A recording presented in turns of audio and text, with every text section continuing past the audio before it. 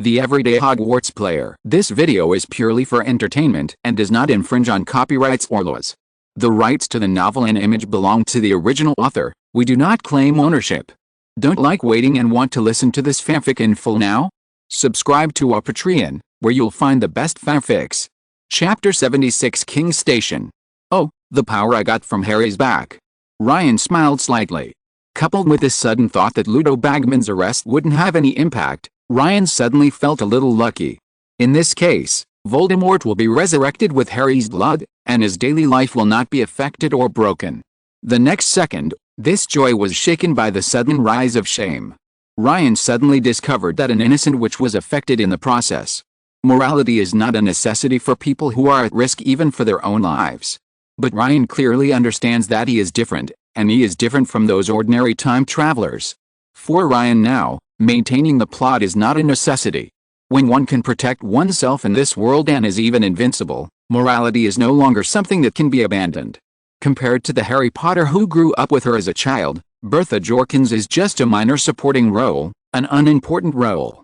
But in the real world, she is also a living life, and she also has people she cares about and who cares about her. Bertha Jorkins, a witch who originally had a superb memory and liked to explore people's privacy, unfortunately discovered Crouch's secret and was cast a forgetting spell, and finally became forgetful her multiple times to make her tell her a lot of things. For example, during the Triwizard Tournament, old Auror Moody was going to teach at Hogwarts. This may be because Voldemort's level of magic easily saw through the fact that Bertha was under the Oblivion Curse. In this case, even Legilimency cannot read memories that even the host himself has forgotten. Finally, under continued high-intensity torture, Voldemort broke the amnesia spell cast by Crouch with intense and uninterrupted pain, letting Voldemort know that there was still a loyal Death Eater. What a horrific torture this was, even though in serious mouth, she was a silly guy. Very nosy, but no brains at all. It's easy to fall into other people's traps. But that doesn't mean she deserves to die. Time soon came to September 9th. In order not to cause criticism, Ryan came to King's Cross Station alone instead of choosing to go with Penelope and Kate. Of course, the main reason is to watch movies, real movies. Ryan clearly remembered that Harry Potter arrived at the station at 10:10. Because he could not find the entrance, he waited until 50 hours, and 10 minutes before departure, and then found the entrance with the help of the Weasley family. It was now 10:30. Ryan took out his pocket watch from his pocket, not to check the time, but to inadvertently show that he still needed a pocket watch to confirm the time, like a normal wizard. After all, Ryan's thinking space contains the most accurate clock imaginable, which allows Ryan to know exactly what minute and second it is anytime and anywhere. Sure enough, not far away, two figures appeared. At first glance, people may misunderstand that the relationship between them is very good. Man grinned sinisterly. Okay, here you are, kid, platform 9, platform 10. Your platform should be between these two, but it looks like it hasn't been built yet, right? Lottery in one platform with a B9-shaped plastic sign and another with a large 10-shaped plastic sign. The boy stood alone. His lips seemed a little dry and he couldn't stop licking them, but Harry agreed hurriedly, and what came into view was a boy who was as perfect as a god descending from the world, with big moon-like eyes, beautiful black hair and a set of white and neat teeth. Harry couldn't help but blush, but strangely, there were no eyes around him that were attracted by the boy's appearance. What's even more strange is that this freshman walked into battle lightly and didn't make any other salutes. Have you put your luggage in the car? Harry licked his lips and replied nervously, No, it's on me. Oops, I'm almost 40, you are Harry Potter, Harry. Platform 9 and 4/3 is on the third pillar between platforms 9 and 10. Just look straight towards the ticket gate between platforms and just go, don't stop, don't be afraid, keep rushing in, this is very important. If you feel nervous, just run away. Ryan pointed out, copying Mrs. Weasley's words in the original book. Oh, okay. But how did you? Harry said, but Ryan didn't reply and pointed to Harry's forehead where the lightning-shaped scar was. So with Ryan's help, he turned the car around. Harry's eyes were fixed on the entrance mentioned by Ryan, and he gritted his teeth and walked towards there. From Ryan's perspective, just as Harry reached the junction of platforms 9 and 10, a large group of passengers suddenly swarmed in front of Ryan. When the last large rucksack moved away, Harry was gone. Is this a way to prevent muggles from seeing new students entering school? There are actually muggles among these passengers, and they are not all wizards pretending to be wizards. While thinking about it, Ryan also rushed towards the entrance. Ryan opened his eyes. A crimson steam locomotive was parked next to a platform packed with passengers. The sign on the train read, Hogwarts Express, 11 o'clock. Ryan looked back and saw that the place where the ticket gate used to be was now a wrought iron archway with the words, Platform 9 and 4/3 written on it. The thick smoke from the steam locomotive swirled above the chattering crowd, and cats of all colors were running around under people's feet. Amid the hum of the crowd and the noise of hauling heavy, aisles were already crowded with students. Some of them leaned out of the windows to talk to their families, while others were playing in their seats. Harry pushed the cart and stood not far away, waving to Ryan and watching carefully scour on his forehead tightly with his hair thanks to Casa for the monthly ticket and other classmates for the recommendation. Chapter 77 Cat. It was already 11 o'clock in the morning, and the train was already running smoothly. Ryan and Harry found an empty compartment and sat down. Interestingly, Harry Potter was so thin that he looked like a little girl. Harry answered. Although he had read the admission notice hundreds of times, the lack of confidence caused by the growing environment made him feel uncomfortable. Harry was still hesitant. By the way, do you remember which pets are most common on trains? Ryan prompted. Cat? Unnaturally glanced at all the cats you met along the way. Ryan said. Ryan, every year on Dudley's birthday, my cousins, his parents always take him and another friend out for a day, go to an amusement park, eat hamburgers or watch a movie. They leave me with Mrs. Fig, a crazy old woman who lives 2 streets from here. I hate where Mrs. Fig lives. The house smells like cabbage and she insists on showing him pictures of the cats she used to have. On Dudley's other birthday this year, Mrs. Fig accidentally broke her leg. Maybe that's why I'm repelled by cats. Harry said a lot of words and breathed a sigh of relief. For some reason, Harry was very willing to talk to this boy he had just met. After expressing some of his unwanted emotions, Harry felt as if he had taken a hot shower. Harry, do you know why I suddenly asked you the question you just asked? Ryan said with a bad smile. Why? Said Harry. Dang dang dang dang. Look, this is the pet I brought to school, Jerry. Ryan took out a kitten as black as coal from his pocket. At this time, it was purring loudly, with small paws on its limbs. Huddle up. In Harry's eyes, this cat had a beauty that even he, who hated cats, could not deny, but it gave him a very dangerous feeling, like standing naked in the ice and snow. Fortunately, the sliding door of the compartment opened, and a child with fiery red hair walked in. Seeing this, Ryan apparently put Jerry back in his pocket, but actually put him back in the cat house in Smith Castle. Find a place time, what? Is it? Asked Harry. Harry Potter. Ron gasped. Oh, him, said Harry. I mean, yes, that's me. Ron was still staring blankly at Harry, and Harry felt his face turn red. Hey. There's a living person here. Hello, my name is Ryan Smith Weasley. Ron came back to his senses and introduced himself to Ryan and Harry. Then the sliding door of the compartment suddenly opened again. Hey, Ron. A pair of twin brothers reached in and looked at Ron. Listen, we're going to go to the middle car now. Lee Jordan got a big bag spider. Is Harry Potter here? George, Harry is coming to Hogwarts this year. Oh. Weasley. This is Ron, our little brother. See you soon. Goodbye, said Harry and Ron.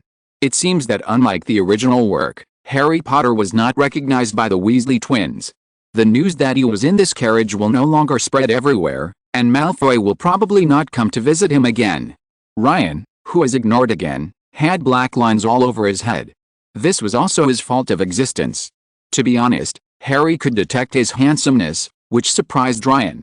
The twin brothers closed the compartment door.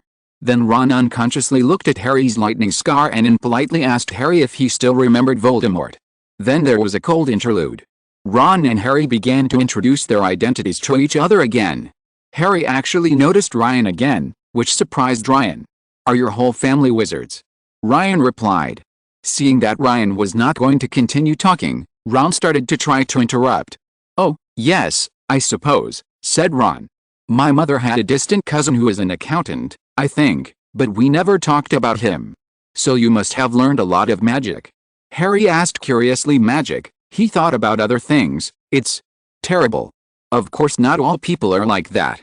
But my aunt and uncle and cousin are terrible. I wish I had 3 wizard brothers. 5, said Ron, looking unhappy for some reason. Card?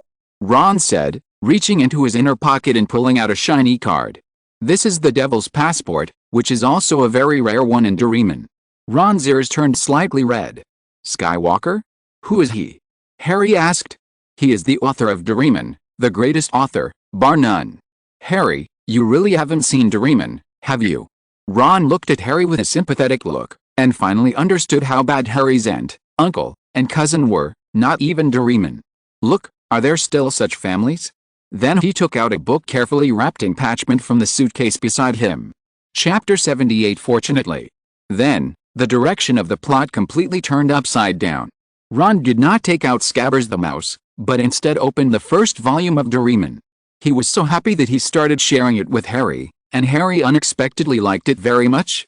In his words, it was Luke Skywalker's experience at school gave him a sense of immediacy, just like his own experience at school. Then Ron once again truly understood Harry's difficulty.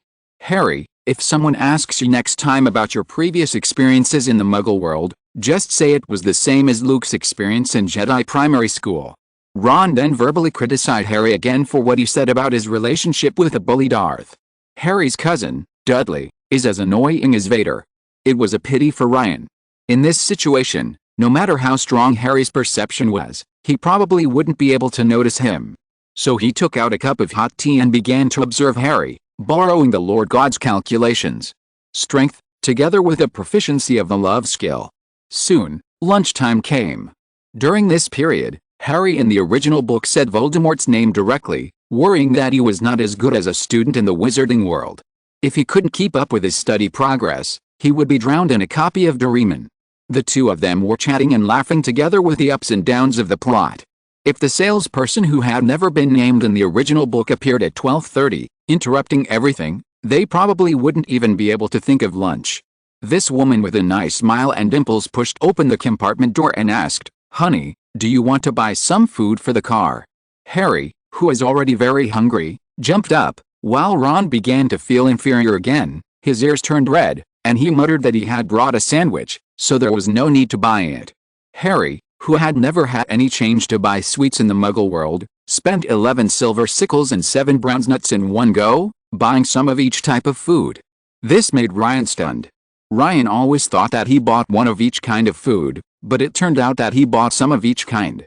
No wonder Malfoy's follower Goyle couldn't help but wanted to eat, and then he was bitten by Scabbers in the snack pile. Large pile of BB's multi-flavor beans, bubble super bubble gum, chocolate frogs, pumpkin pie, pot cakes, licorice magic wands, etc.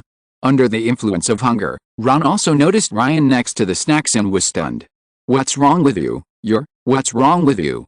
Ron stammered. "Isn't Ryan always here?" Harry replied. Ryan, on the other hand, was reading a book, eating the sandwich prepared by Jack, and nodded as a greeting. After Ron was simply surprised, he couldn't help but look at the pile of snacks and took out a sandwich from the bulging cardboard. Then, the considerate Harry noticed and forcibly exchanged the pumpkin pie for the sandwich. Ryan reluctantly joined the food exchange. Harry and Ron sat together, munching on the pies and cakes Harry had bought, and occasionally discussing the issue of chocolate frogs time, but a picture of the funny weirdo Ulrich. For some unknown reason, the sandwiches made by Ryan and Mrs. Weasley were also ignored by Ron and Harry. This is not surprising to Ryan. After all, the two of them are brothers in need.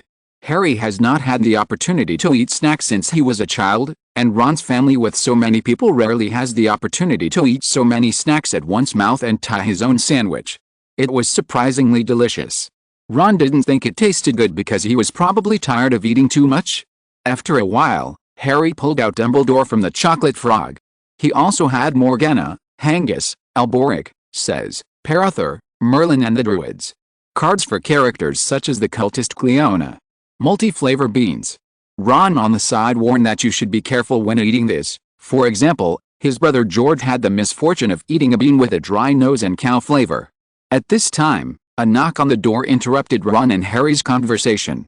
"I'm sorry, I want to ask, have you seen my toad?" A boy with a round face was full of tears. "This must be Neville." Huds in unison, they started crying again. "I lost it again." It always wants to run away from me." Harry stood up and comforted him, and soon the room became calm again, while Ron complained that if he bought a toad, he would find a way to get rid of it as soon as possible, the sooner the better. "But now that I have taken Banban with me, I have nothing to say." "Scabbers? That's it?" Harry asked curiously. Ron didn't answer. He reached into his inner pocket and pulled out a fat gray mouse. It was sleeping. "His name is Scabbers, and he's useless and sleeps all day long. Percy became a prefect, and my dad gave him an owl, and they couldn't afford it. I mean, they gave me the mouse." Ron's ears turned red and he fell into low self-esteem again. Harry smiled and said nothing. Fortunately, at this time, a little girl with thick hair and a pair of big front teeth opened the door and walked in. She had already changed into Hogwarts clothes and glanced at the Doraemon that Ron had carefully put aside. After that, he directly asked again if he had seen Neville's toad. After receiving the answer of no, he simply left. Different from the original work, maybe Hermione did not interrupt Ron's pretense, using a wand to cast a spell on Scabbers, failed, making a fool of himself, said a long paragraph to show off her knowledge, and did not point out Ron like the movie. There was something dirty on the tip of his nose, and her appearance just highlighted the embarrassment. This gave Harry and Ron a good impression of her again. Fortunately, although Hermione is a beauty based on Ryan's adults, she just doesn't know how to dress up. But there is obviously no similarity with the Emma version of Hermione in the movie, otherwise it would be difficult for me to ensure that I can control myself and not scumbag her. If she is similar to Emma, I probably can't control the feeling of a fan meeting a celebrity. This is the real movie version of Hermione. In that case, I would be sorry for Penelope and Kate, thank you. Chapter 79. Crouch got into trouble. With Ron's uncontrollable burp, the battle for snacks finally ended. Ron blushed again, because of his rudeness. At the same time, he put away the remaining sandwiches without leaving a trace and put them on the other side. Harry, on the other hand, felt comfortable with Ron's frankness. He was different from other charming bitches in the wizarding world. Changed the subject. Ron started talking about the news from the Daily Prophet. "Harry, have you heard of Crouch?" Ron said. "No, is he?" said Harry. "It starts with Bertha Jorkins, who my dad said was always a troublemaker but had a good memory. As soon as she graduated, she worked at the Daily Prophet for a short period of time, and then entered the Ministry of Magic months. Go to another department and cause more trouble than you get done. Finally, Ludo Bagman, who had been gambling, accepted her, and she has been working in the Department of Magical Sports and Sports since then. I heard that when she was delivering documents one time, she discovered Crouch Jr., a Death Eater, who had escaped from prison. Then he was bumped into by Crouch Sr., and a powerful forgetting spell was cast on him. But recently, for some reason, she suddenly regained her memory and hurriedly found Ms. Bones and reported the matter." Ron said in surprise, while Ryan smiled slightly and remained silent. Then, aha, little Crouch, this despicable guy, finally entered Azkaban again. Old Crouch probably can't escape either. Ron said excitedly. "Death Eaters? Voldemort's minions. Azkaban." Harry said. Ron was so frightened that he couldn't breathe. "What's wrong?" said Harry. "You called out the mysterious man's name. I have thought of it for a long time. Of all the people, you are the only one." Ron said in a shocked and surprised tone, as if he didn't hear Harry's question at all. "Saying his name wasn't because I was brave or anything. It's because I never knew the name and couldn't say it. Do you know what I mean? I believe that I have a lot to learn. I dare say, I will definitely be the worst student in the class." Harry said worriedly, completely forgetting the question he just asked. "No. There are many students from Muggle families, but they also learn very quickly." Ron comforted. Ryan on the side was very surprised. He didn't expect that the topic that Harry and Ron talked about in the original book would reappear at this time. At this time, the two of them were supposed to be talking about the invasion of Gringotts. However, with Crouch Jr., a Death Eater who was supposed to die in Azkaban, the subject was decidedly more compelling. Was pushed open again, and three boys came in. "Aha, I found you, red hair, full of freckles, it's Weasley, that's right. You got the Skywalker gold card, right?" said the pale boy. "It's you. Please apologize to Ron." Harry recognized the man in front of him at a glance as the pale boy he met in Madame Malkin's robe shop. "Oh, it's you." The boy narrowed his eyes. "I remember you were also born into a wizard family. You probably don't understand. When you enter Hogwarts, you will soon find that some wizard families are much better than others. You don't want to make friends with people who are different. I can help you with that. My name is Malfoy, Draco Malfoy.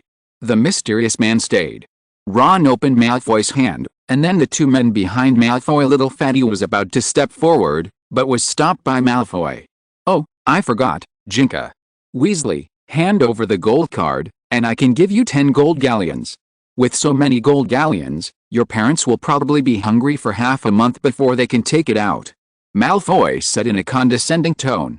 How almost dare you, how dare you use gold galleons to blaspheme the great Skywalker? Ron blushed completely. Okay. Stop interrupting my reading. Ryan finally couldn't sit still. Seeing Ron fighting for his reputation, Ryan couldn't pretend that he didn't exist.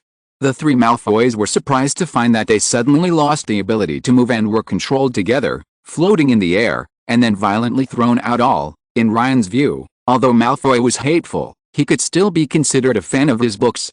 There was a faint blush on Malfoy's pale cheeks, and he led Crabbe and Goyle away without looking back. He just stared at Ryan fiercely and said something like, Ryan, how did you do that?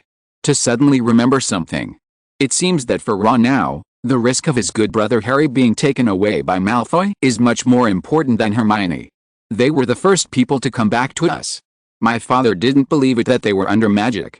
He said Malfoy's father easily fell to the side of the dark forces without making any excuses. Then he turned red again, suddenly remembering that Hermione was still here, and asked, do you need any help from us? You're going to cause trouble before we get there. Hermione said unceremoniously. He said, maybe the first image is very important. Ron doesn't look impatient at all in the original work. Thank you for your concern. Ron scratched the back of his head in embarrassment. Then we have to change clothes. By the way, what do you call us? My name is Hermione Granger. I'm here just because those people outside are too naughty and running up and down the aisles. It's not the so-called relationship. Hermione raised her eyebrows. Ron's attitude obviously made her very surprised. Oh, by the way, you have a piece of dirt on your nose. Did you know that? She must be shy, isn't she, Harry? Said Ron. I would like to thank Weemy and Tingteo for his monthly ticket and other classmates for their recommendations. Chapter 80. Harry's discovered. It was already dark, and Ryan saw mountains and woods under the deep purple sky. The train also slowed down. This means Hogwarts is almost here and Ryan is about to be a part of it. But Ryan didn't feel happy at all at this time. Which carriage he was in could not be hidden from Kate. But until now, the only people who suddenly opened the carriage door were the Weasley twins, Neville, the rat-toothed Hermione, and Brother Malfoy and his little brother, Kate or Pinello have not appeared until now. He hoped that the sudden prefect position would leave Pinello no time to spare, and as he had said before, he wanted to keep a low profile and did not want to expose his relationship in the school. Hopefully. Ryan prayed to himself as he looked at Ron, who was still infatuated. How important the first impression is. The original Hermione gave Ron a bad impression. It wasn't until their 4th grade that Ron truly realized that Hermione was a girl he liked and was fascinated by.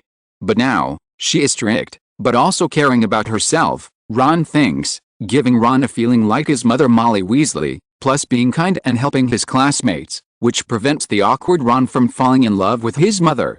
Type girl's guilty pleasure. Ryan intended to click with his wand, and the coat on his body transformed into the black robes of Hogwarts. Seeing this, Harry and Ron had no time to be surprised. He was indeed the tallest in the Weasley family, of the same age. Bill's old-school uniform was still a bit short for Ron. This exposed Ron's sneakers from underneath. Then a soft voice suddenly sounded, the train will arrive at Hogwarts in 5 minutes. Please leave your luggage on the car and we will take you to school. Ryan was trembling slightly with excitement, while Harry, who was so nervous that his stomach was turning up, saw this, as if he had misunderstood something, and he breathed an inexplicable sigh of relief, leaving Ron still pale. Harry understandingly attracted Ron's attention by picking up uneaten snacks, and inexplicably called Ryan to join him. Time passed quickly, and the train stopped. The three of them followed the crowd into the aisle and descended to a small, dark platform. First years, come over here. Harry, come over here, how are you? Thousands of people for the first-year students to come to him, and even said hello to Harry next to Ryan. Harry? That is, Harry Potter. I knew it. He must be on the train. That's right next to that lucky boy Ron. Ryan quickly lowered his presence. Passers-by and the surrounding crowd subconsciously bypassed Ryan and rushed towards Harry. Hagrid had a look of obvious panic on his bearded face. He probably didn't expect that Harry was so good at hiding that almost no one knew his identity until now. Follow me, Harry. Ryan pulled Harry and walked directly towards Hagrid. Everyone along the way subconsciously avoided Ryan's progress. Harry looked at all this in surprise, and Ron followed closely behind. First-year students, follow me and watch your step. I'll wait until Harry gets to Hogwarts to watch hard. Seeing that the situation was somehow under control, Hagrid said with a sigh of relief. However, Hagrid's words further confirmed that the Harry he was talking about was the boy who survived. If Ryan hadn't led the way, the freshman would probably still be lingering at the platform until late at night. Walking down a steep and narrow path, there were dense woods on both sides. Because of the surrounding environment, the noisy crowd became exceptionally quiet, with only the sound of regular sniffling. Ryan looked and saw that it was Neville, who was still sobbing because the toad was missing. Along the way, Hagrid kept saying that it was almost there, almost there. Finally, this time it was almost there, it was really there. Oh. The crowd kept making sounds of surprise and joy. What came into view was a black lake. On the high hillside on the other side of the lake stood a majestic castle. There were many spires on the castle, and windows twinkled under the stars. Harry, you know why we have to walk and row to Hogwarts? Ryan suddenly said. Why? Harry was suddenly disturbed by the sudden question, and his mind went blank. The path we are taking now is the path taken by the 4 giants, the founders of Hogwarts. Ryan concluded, and at the same time secretly thought in his heart, this is also a contract. The students in Hogwarts in the next 7 years, the students will grow up with this castle. No more than 4 people per boat. Hagrid shouted, pointing to a fleet of small boats moored to the shore. Harry, Ron, Neville and Hermione got on the boat together, while Ryan was floating aside. No one noticed, and no one could pay attention to Ryan now. At Hagrid's last shout, Hagrid took a boat by himself, pushed the boat heavily into the horizontal line, and started sailing towards Hogwarts. Are you all aboard? Shouted Hagrid, who was taking a boat each. Okay, let's move forward. There was silence as we drove across the lake. It's really surprising that in the past 3 years, I have never tried to see Hogwarts from this angle.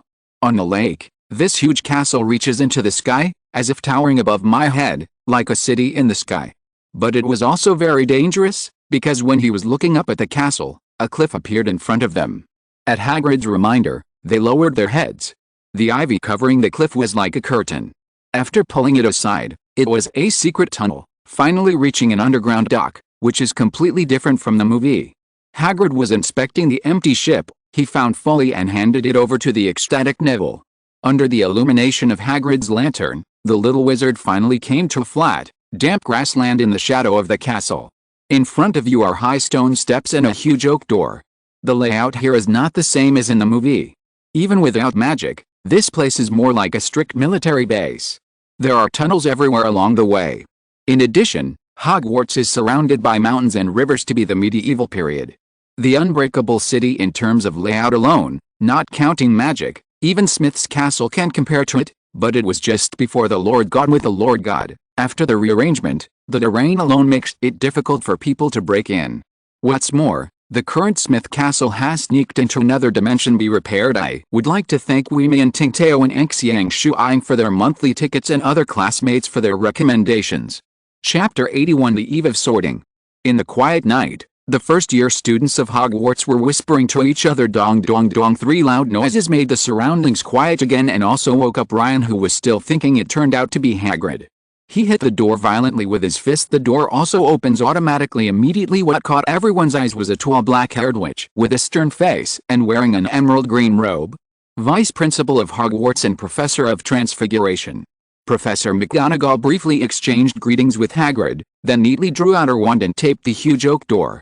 The door slowly opened wider, and a very spacious hall appeared in front of the little wizards. This hall was so big that it could even fit dozens of trucks. The floors of this castle are paved with stone, the surrounding walls are lit with blazing torches, the ceilings are high, and luxurious marble stairs lead directly to the upper floors. Then, led by Professor McGonagall, The freshmen quickly arrived at the small empty room at the other end of the hall. Professor McGonagall woke up her voice and began to speak.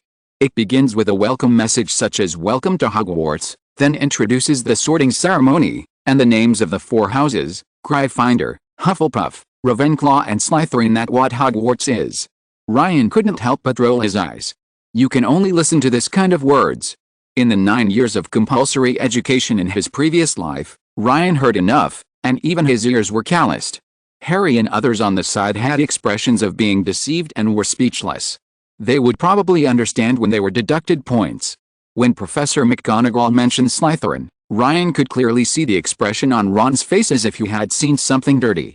After a brief pause, Professor McGonagall introduced the system of bonus points and subtraction points. Excellent performance will earn extra points for the college where you are located, and any violation will cause the college where you are located to lose points. At the end of the year, the house with the highest score gets the House Cup, which is a high honor and stuff like that. Cup. To be more precise, it should be that they had played a vital role in the process. However, in Ryan's opinion, these are more like methods to scare children. As long as you have no morals, others cannot morally kidnap you, just like Hufflepuff and Ravenclaw never care about this. Only Gryffindor and Slytherin would care about this, and would even isolate others by deducting points. In a few minutes, the sorting ceremony will be held in front of all the teachers and students of the school. I suggest that you tidy up and be more energetic while waiting. Professor McGonagall concluded, her eyes on Neville's cloak. The belt was tied under his left ear, and the dirty thing on Ron's nose moved up, while Harry nervously smoothed his hair down. Professor McGonagall was unmoved by Harry's messy hair. Obviously, she understood that it was just hereditary, and the Potter family's hair could not be neat. Even if they even invented shampoo for it, there was no such thing effect. Only useless gold galleons kept pouring into the Potter family's coffers. When the other side is ready, I will come to pick you up. Professor McGonagall said, please keep quiet while waiting. As soon as Professor McGonagall left, the surrounding area immediately became buzzing, which made Ryan feel particularly familiar and friendly.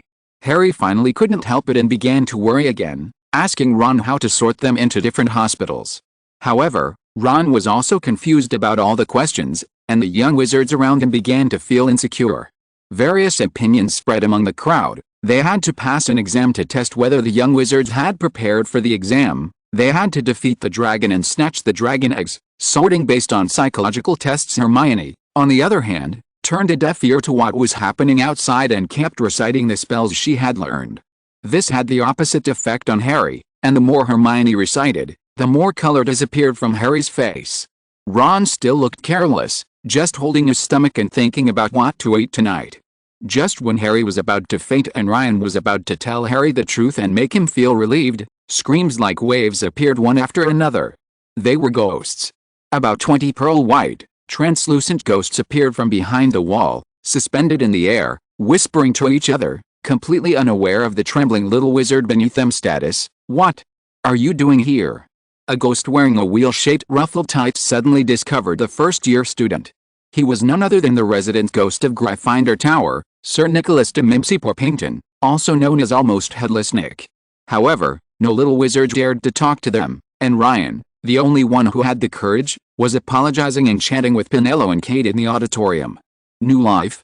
I think you are probably preparing to take the test, right? The fat monk said with a smile. Still no little wizard dared to talk to him, so he just nodded silently. I hope you get sorted into Hufflepuff. I used to study in that academy. The fat monk said patiently. The whole ghost gave people a kind and sacred feeling. It was worthy of being a wizard who almost became the Pope when he was alive. Ghosts floated through the opposite wall and disappeared after leaving the room, walking through the foyer, and then through the double doors. What appeared in front of the little wizards was a magical, wonderful and magnificent restaurant. The other students are sitting at 4 tables. Each table is a different color, green, red, blue, and yellow. Tens of millions of candles floated above the table, illuminating the table. McGonagall took the little wizards over there, have them line up in a row facing the entire upper class, with the teachers behind them. It was really embarrassing. When Ryan came back to his senses, he suddenly discovered that under the flickering candlelight, hundreds of faces like pale lanterns were looking towards him, and ghosts were also mixed in with the students, shining dimly. A little silver light, the most powerful white wizard Dumbledore and the Dark Lord Tom Riddle were behind him. Not far away, Kate was winking at him at the Ravenclaw table, while Penelope just smiled and Helga looked at Ryan. Ryan had no choice but to amuse his attention.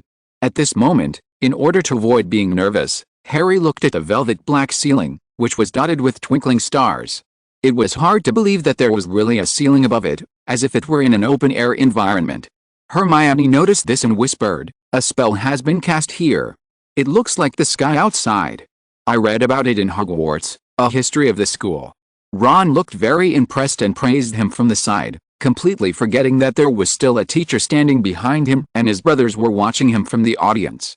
Ryan only saw the Weasley twins looking like they were making noises, but due to the separation, they didn't say it loudly. Red-haired one is my brother, girlfriend or something like that. Percy, on the other hand, was frowning, looking dissatisfied thanks to Tashi Yumiksu, Finn, Machenzing for their monthly tickets, and other classmates for their recommendations.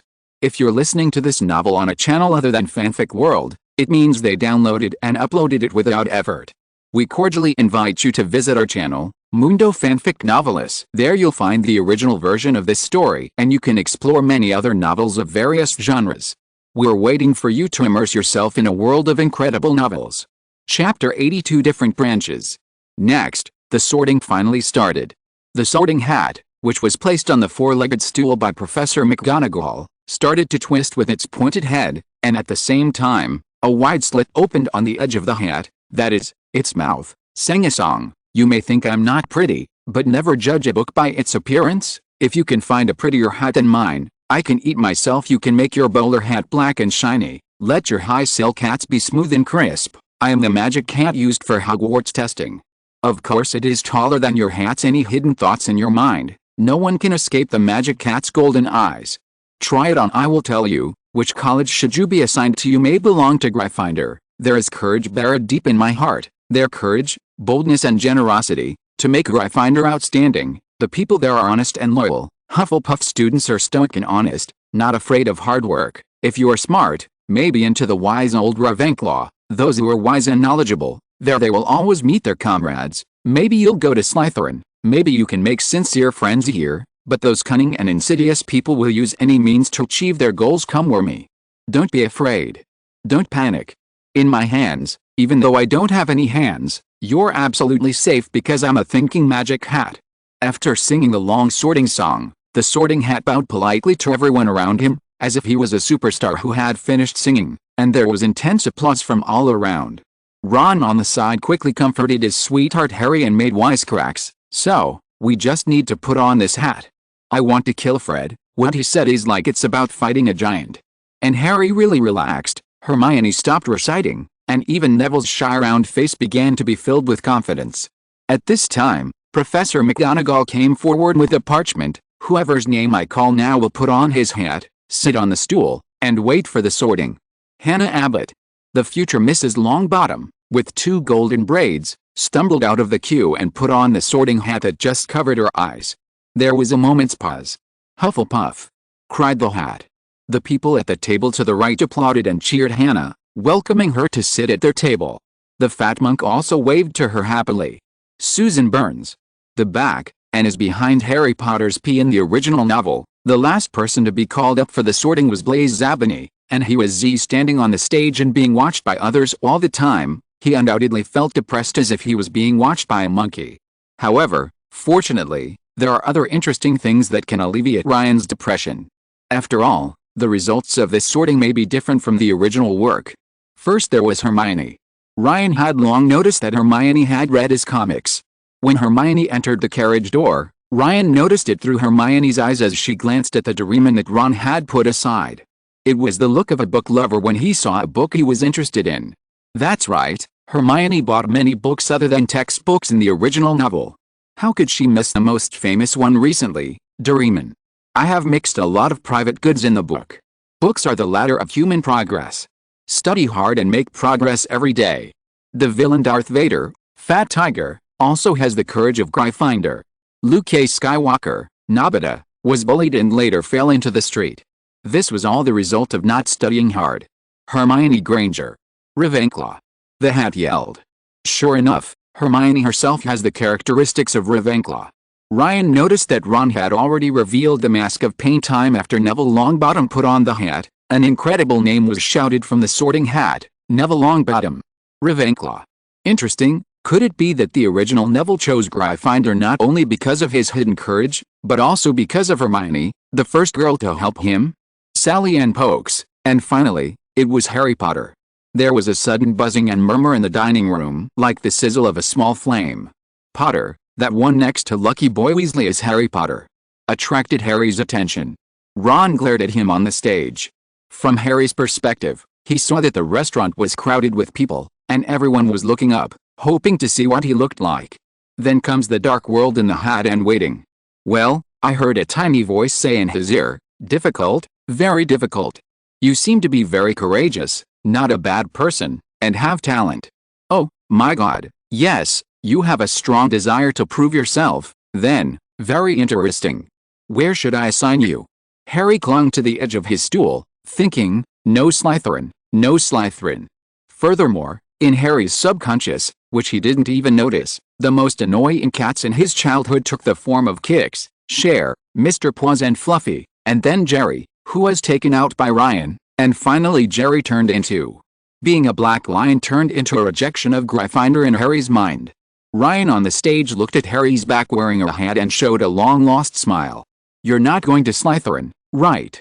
The tiny voice asked. "Have you made up your mind? You can become something great. You know, in just a moment of your thought, Slytherin can help you achieve glory. There's nothing wrong with that." Doubtful, not happy? "Well, now that you've made up your mind, it's best to go to Ravenclaw." Harry heard the hat shout that last name to the whole dining room. He took off his hat and walked towards the Ravenclaw table with slightly trembling legs. He was selected and not sorted into Slytherin, which was a great relief to him. "No, Harry." Quirrell's chin dropped, and he couldn't close his mouth for a long time. The most excited ones were the Gryffindors, and the voices came one after another from the farthest one on the left. Chapter 83: An Unexpected Discovery. Now there are only 5 people left to be assigned: Ryan Smith, Lisa Turpin, Dean Thomas, Ron Weasley, and Blaise Zabini. Ryan couldn't help but feel a little disappointed. It seemed that this annoying guy Zachary Smith was not in the same grade as Harry Potter. There are many people named Smith in the wizarding world. Zacharias has no relationship with Ryan. Just like Hepzibah Smith, she is a descendant of Hufflepuff, and Voldemort got Hutch from her. Patch gets the gold cup and Slytherin's locket. Zacharias Smith is a student of Hufflepuff House and a former member of the D.A. Dumbledore's army. He is arrogant and gossipy, so much so that the Weasley twins have to threaten him with products from Zonko's joke shop. The biggest reason he joined the D.A. was simply because he wanted to learn more about the rumors that Voldemort had returned. Moreover, he was not invited to the initial meeting at the Pig's Head Bar. He just happened to hear Hermione inviting Ernie Macmillan and Hannah Abbott, and finally had to tell him the details of the meeting. She even kept pestering Ginny, trying to find out the details of how Harry and his team broke into the Ministry of Magic. In the end, Ginny couldn't bear it and cast a curse. "What a nuisance, or do you deserve to be named Smith?" Ryan was thinking as he slowly stepped forward. Now, Ryan was suddenly exposed in front of so handsome. Vulgar, look at the light and shadow, the composition. "I've seen this brother before. Mom, I'm in love again." "Why do you say again? Smith? Is he a pure blood?" "No matter, I don't care." This voice must have come from some crazy Slytherin. There were surprises and blazing gazes that seemed to strip Ryan naked. Fortunately, it is indeed the Sorting Hat. The hat just blocks Ryan's sight, making Ryan's eyes dark so that he can calm down and communicate with the Sorting Hat. It is said that this is Gryffindor's hat. Could it be that Gryffindor is the ghost swordsman Azuro, a blindfolded swordsman who kills everything with his mind's eye? Ryan has not completely closed his brain at this time. After all, it feels like there is no silver in this place, and the Sorting Hat can only check the little wizard's personality, shallow thinking, and has little to do with memory. "Ravenclaw!" the hat yelled. Ryan's head was full of black lines, his brain was half closed, and he hadn't communicated yet, so he was assigned to Ravenclaw. Is this any different from practicing to the full level just to fight monsters, only to find out when you exit the game that it is a purely story-driven game that doesn't care about combat effectiveness at all? Perhaps it was because the last few students were sorted into different houses, Or perhaps because Ryan was so handsome, the Ravenclaw table erupted in applause far greater than before. The prefects all sat closer to the front, including Pinello. In addition, Ryan was relatively far back, so Ryan had to sit next to Hermione, and Harry was opposite. Lisa Dupin also became a new Ravenclaw, Dean became a Gryffindor as before, and then it was Ron's turn. The result was unexpectedly long. Different from the original direction of the world, Ron actually wore the hat almost as long as Neville. So, what is the result? Ravenclaw. Ron jogged to sit next to beaming Harry and slumped in his chair. The Weasley twins showed unexpected smiles, and even Percy walked to the Ravenclaw table with his chest holding the prefect medal pinned out. "Very well, Ron, that's great," Percy Weasley said in an exaggerated tone, looking over Harry. Soon we came to the last one. "Blaise Zabini," Professor McGonagall called out finally, putting away the patch. "Slytherins," the hat called out. At this time, as the last student was sorted into different houses, Professor McGonagall picked up the sorting hat and left. The golden plate in front of them was still empty, but Ron and Harry, who had just feasted, looked as if they hadn't eaten since they got on the train. Albus Dumbledore stood up, looked at the students with a smile on his face and opened his arms to them. It seemed that nothing made him happier than seeing students gathered together. "Welcome," he said, "welcome to Hogwarts to start the new school year. Before the banquet begins, I would like to say a few words. That is, idiot. Cry. Residue. Screw. Thank you." He sat down again and everyone applauded and cheered. From Harry's perspective, his mysterious wizard friend Ryan Smith suddenly looked shocked when he looked at Dumbledore. "Ryan, do you feel the same, a little bit crazy?" Ryan didn't reply, as if he was still trapped in his own world. The flaming red-haired young man on the side, Ron's brother Percy, who had not had time to leave the Ravenclaw table, replied enthusiastically in a low voice, "Crazy? He is a genius. The best wizard in the world. But you're right, he's a bit crazy. Would you like some potatoes, Harry?" Harry then realized that the plates in front of him were full of food. Wonderful, truly wonderful. In Ryan's eyes, Dumbledore, who had just finished talking nonsense in Harry's eyes, seemed like a scorching sun, or more accurately, two suns. In addition to his own magic that is full of demonic love, Dumbledore is also secretly entangled with a majestic and solemn magic. Ryan, who knows Dumbledore's private affairs, can think of that with his own feet. The magic comes from Grindelwald. Ryan began to think, and Ryan's mind began to work. His investigative skills continued to go back to that summer along with a magic thread. In Godric's Hollow, they made a blood pact not to hurt each other's bodies as prisons to lock parts of each other, bypassing the blood alliance that was closer than the relationship between husband and wife. The winner can make a request, while the loser can only observe the world through the other person's eyes and lose their freedom. This blood alliance has also taken a step closer, entangled in the magic, and even destiny between them is willing to stay in Ermengarde. This is not just because he was defeated, but also because from now on, they are truly one and can observe the world through the eyes of both parties.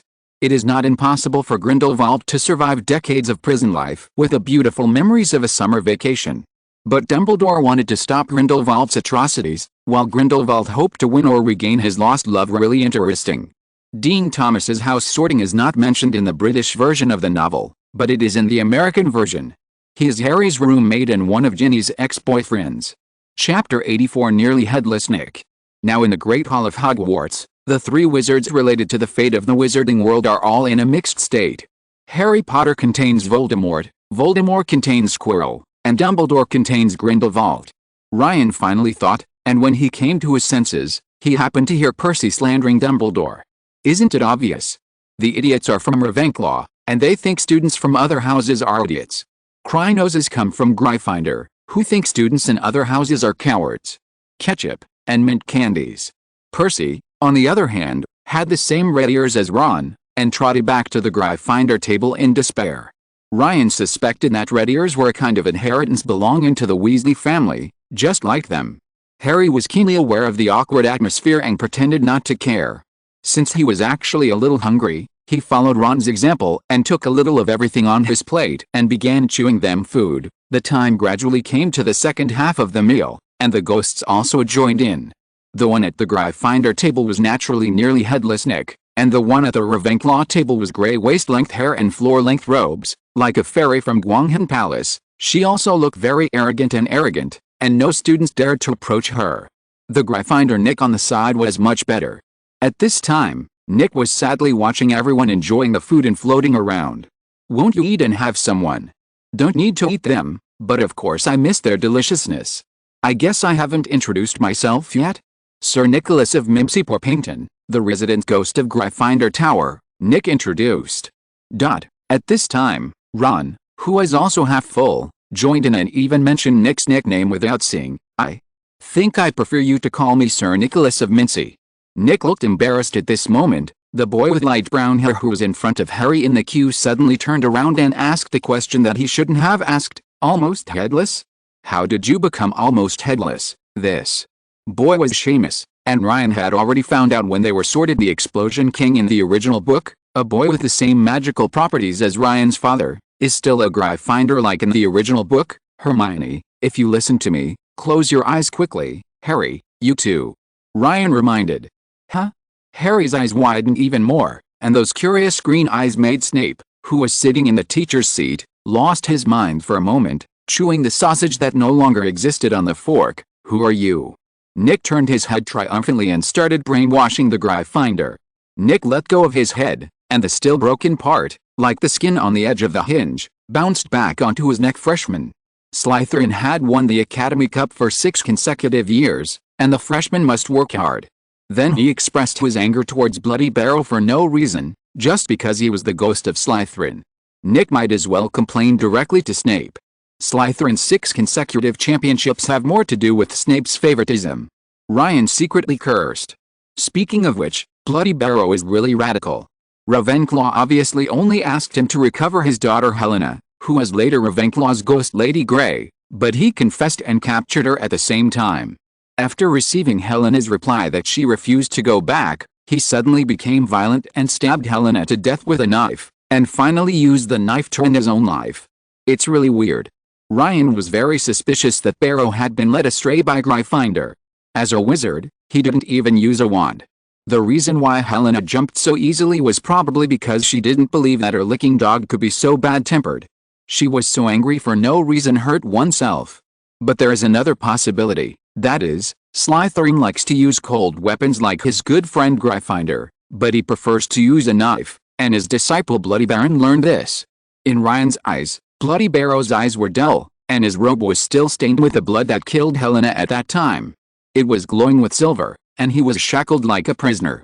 It's really interesting how the blood from his lifetime is still preserved, especially the part that doesn't belong to him. Barrow, who only had a wand and a knife on his body before his death, how did he get the shackles that turned into ghost? How did he regret his actions? However, this thought was quickly broken by Malfoy, who saw a mask of pain on Malfoy's pale face, which had always been self-righteous, because Barrow sat beside him and refused to leave. It was hard to imagine that such an expression could appear on a human face, and Ryan even had the urge to record the scene. Harry on the side looked very happy for this and ate several bites of steak in one go. He was so absorbed in watching Malfoy that he even accidentally touched Ron's elbow, who was holding fried chicken legs in both hands, making him Ron almost choke to death, but luckily Ryan found out in time and saved Ron. Chapter 85 Hermione's Secret? Ryan, who easily saved Ron, received Ron's thanks and Harry's embarrassed look. Seamus was now asking Nick about the reason why Barrow was covered in blood. Nick, on the other hand, solemnly said that he didn't know anything and had never even asked, which disappointed Harry, Ron, and even Hermione, who were standing by with their ears pricked up. Not far away, the beautiful ghost Ms. Grey, who was discussing the Bloody Baron, floated away from the auditorium with a cold and arrogant look on her face.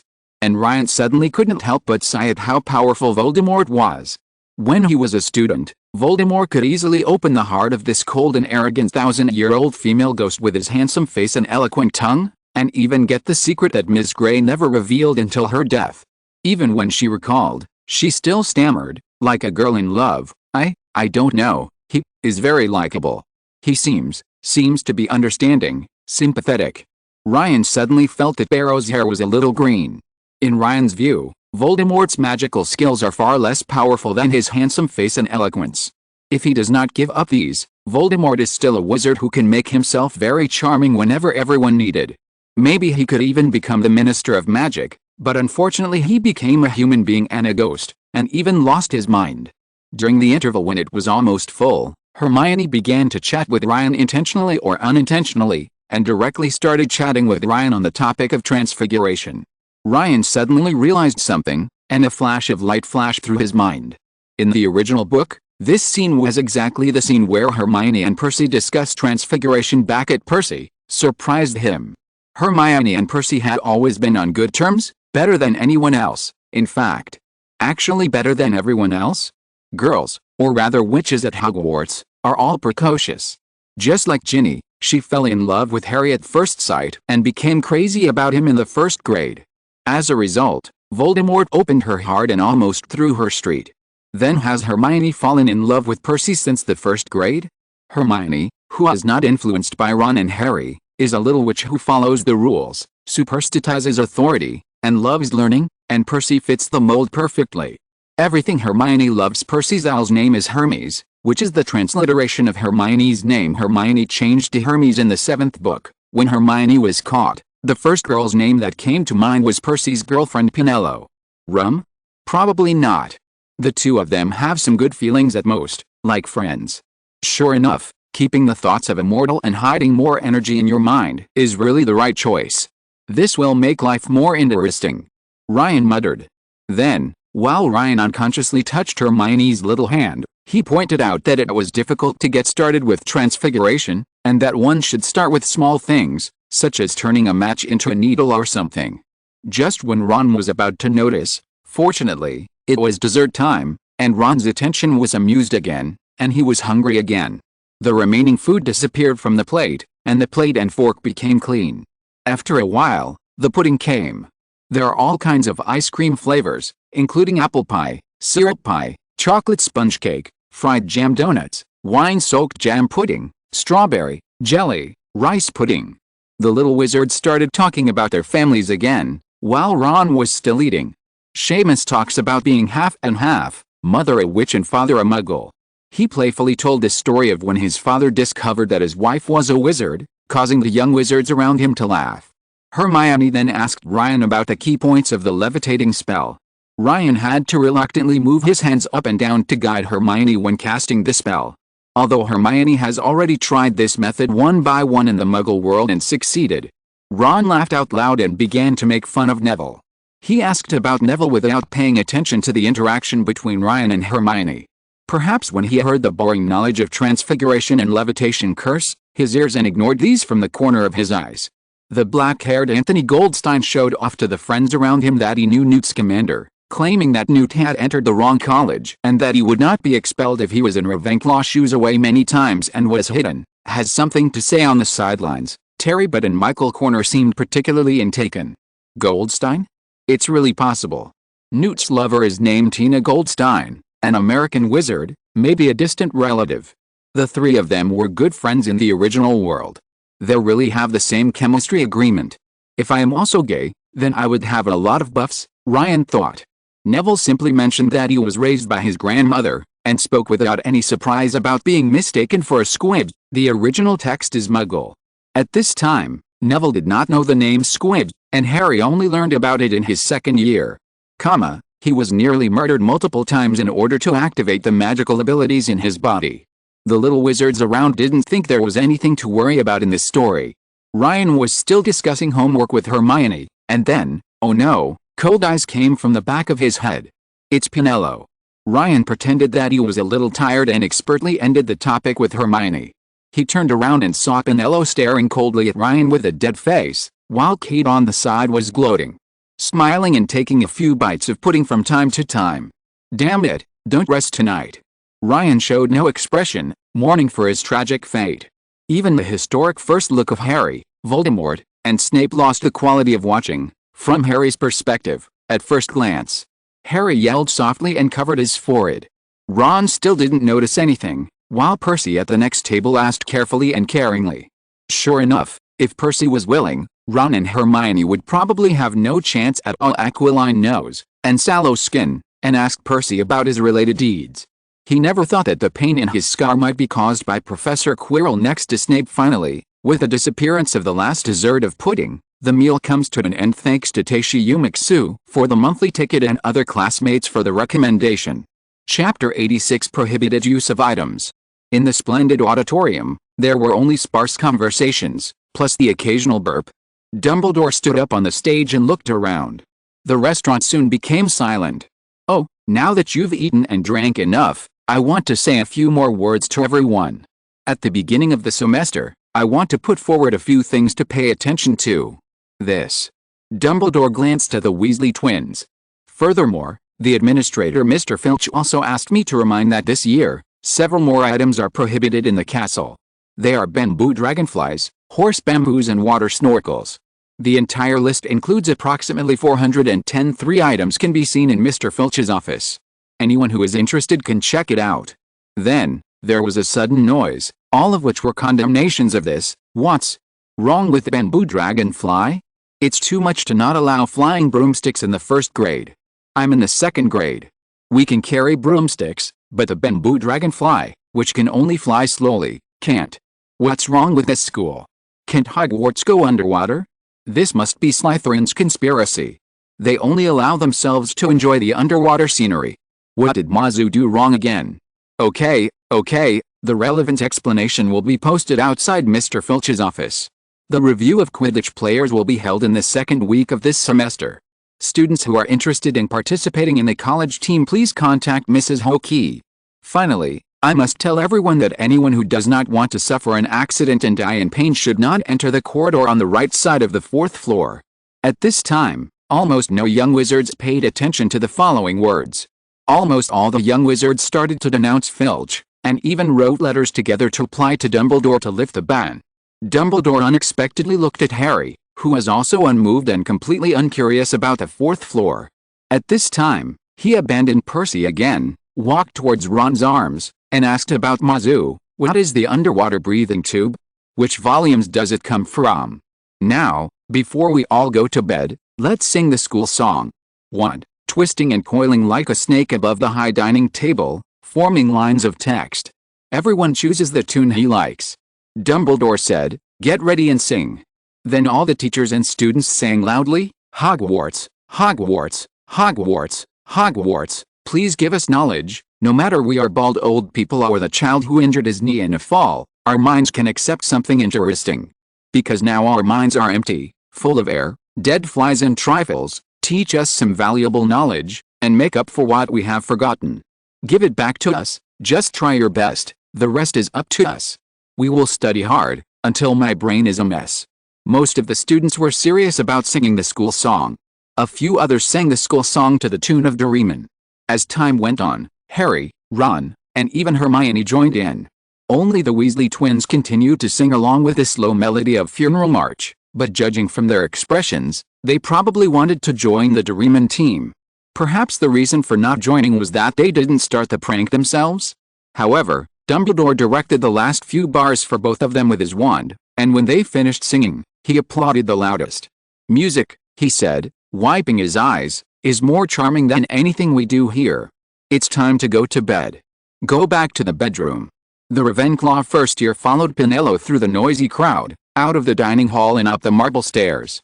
The new students of Slytherin and Hufflepuff walked downstairs, and their common room was in the basement. After eating and drinking enough, what follows is often uncontrollable sleepiness.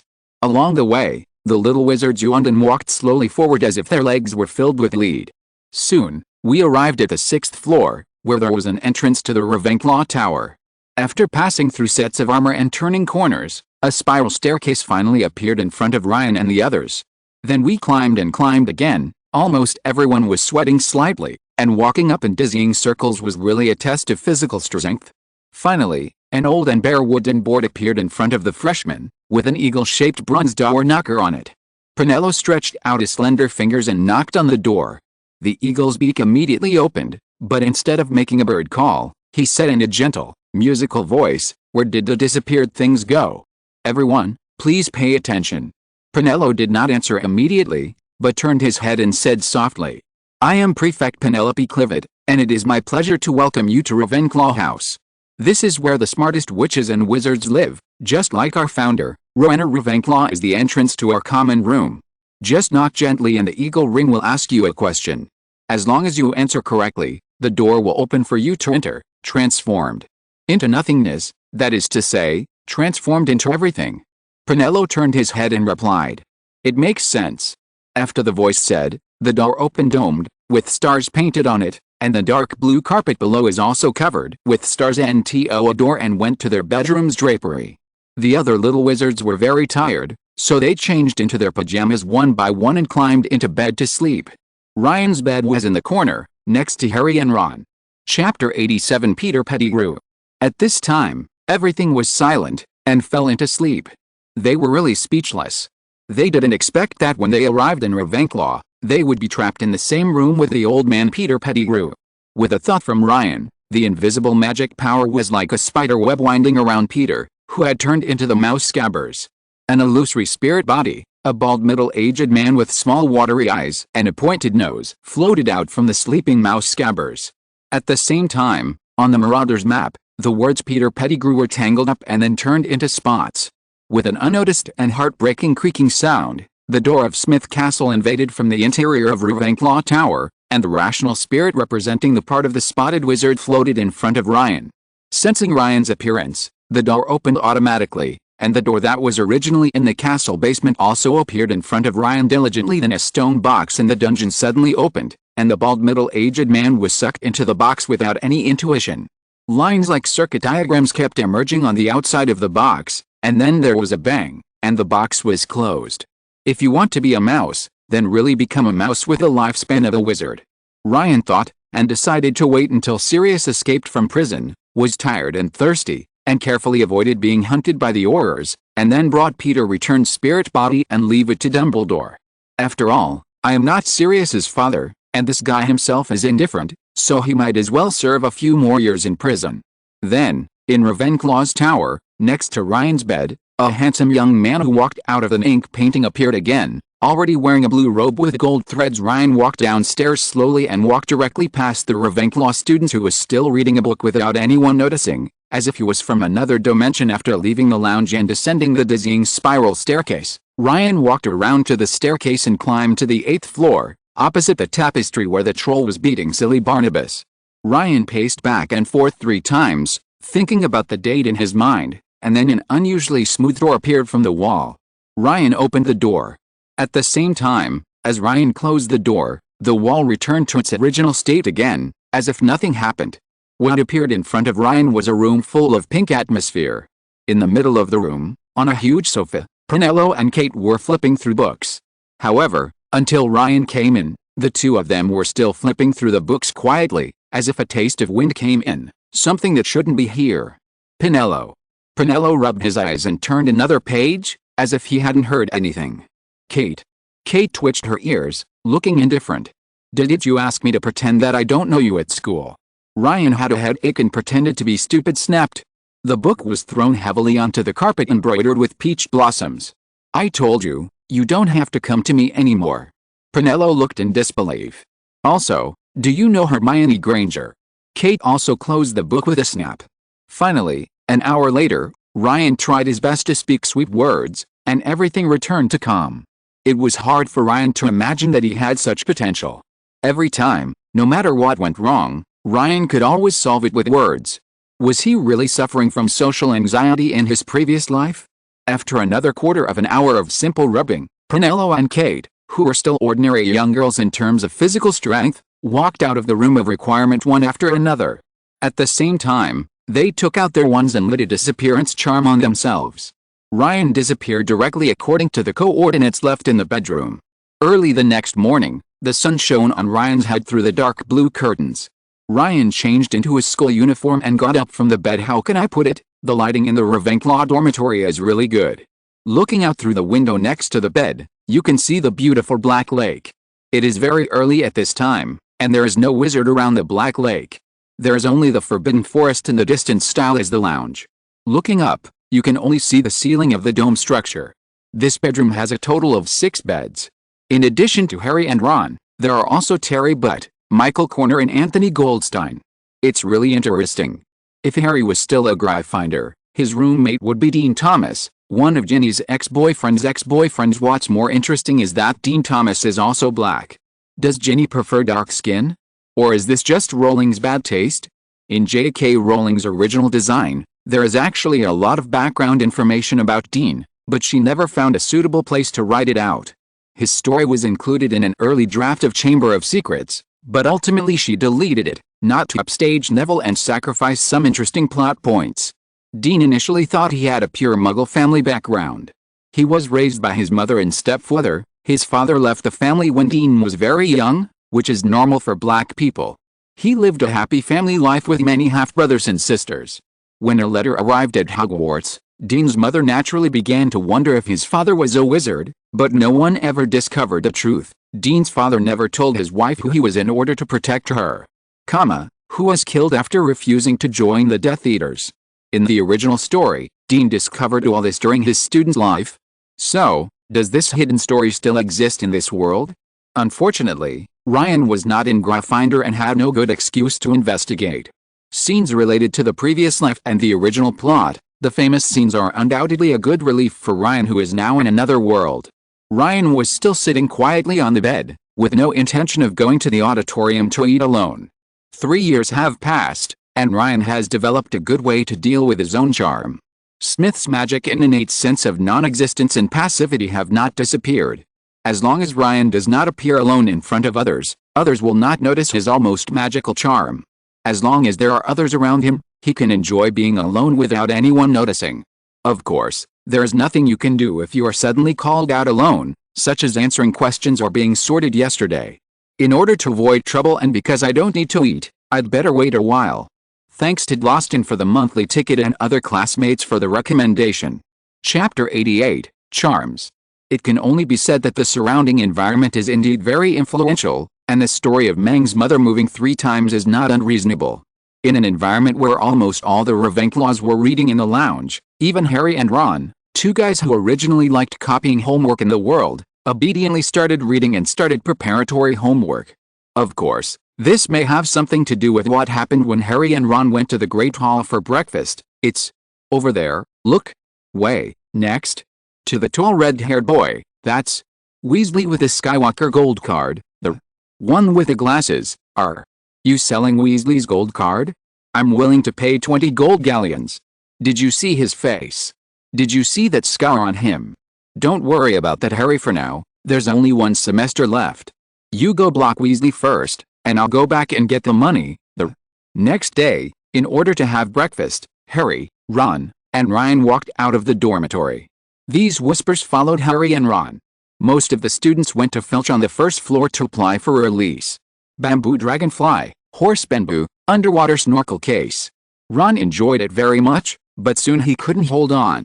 Under the money offensive, he couldn't help but give out the gold card in his hand several sometimes Ron's way. They walked past Harry and then back again, staring at Harry and trying to hold Ron back from time to time as soon as they finished eating, but they were still stumped by the problem at the door.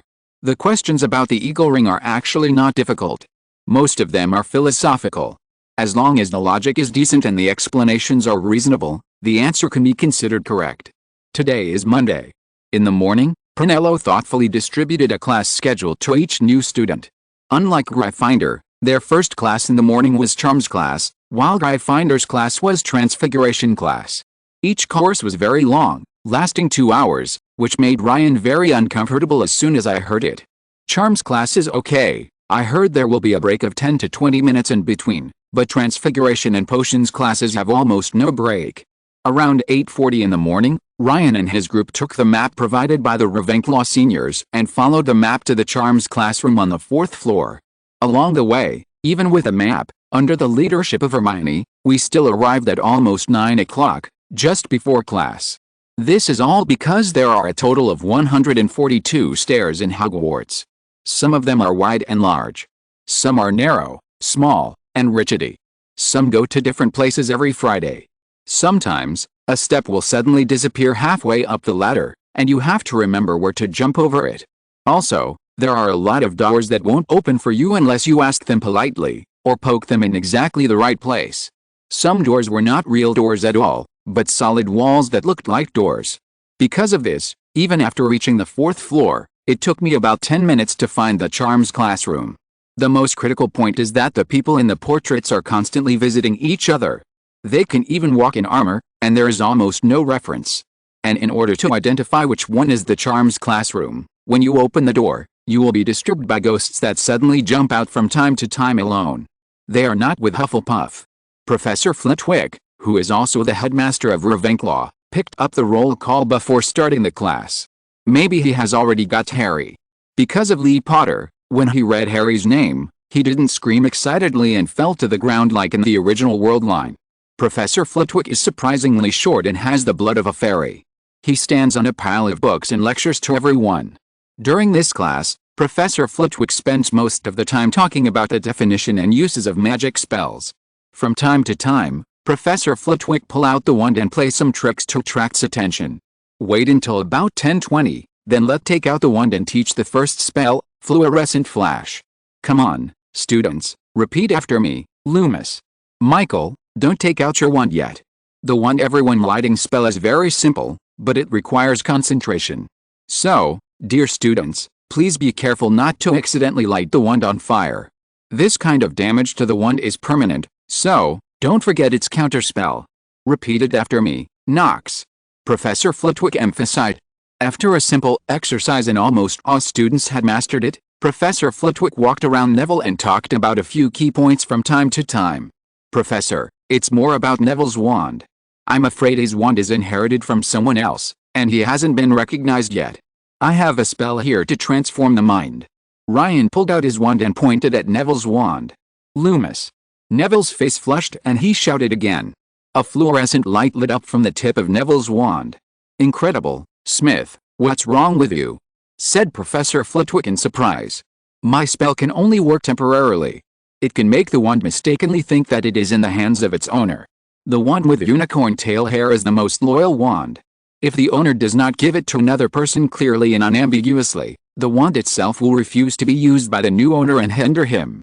Neville, I'm afraid you need to buy a new one that is more suitable for you. Ryan emphasized. My grandma, Neville said timidly. I will write to Mrs. Longbottom to explain the situation. Professor Flitwick knew Neville's family conditions and they were not short of money to buy a wand. Okay, 10 points for Ravenclaw. Thanks to Mr. Smith for letting everyone understand the importance of the wand. I have another question. I just mentioned, what are the variations of the wand illuminating spell and what are its effects? Professor Flitwick prompted. Granger, please speak.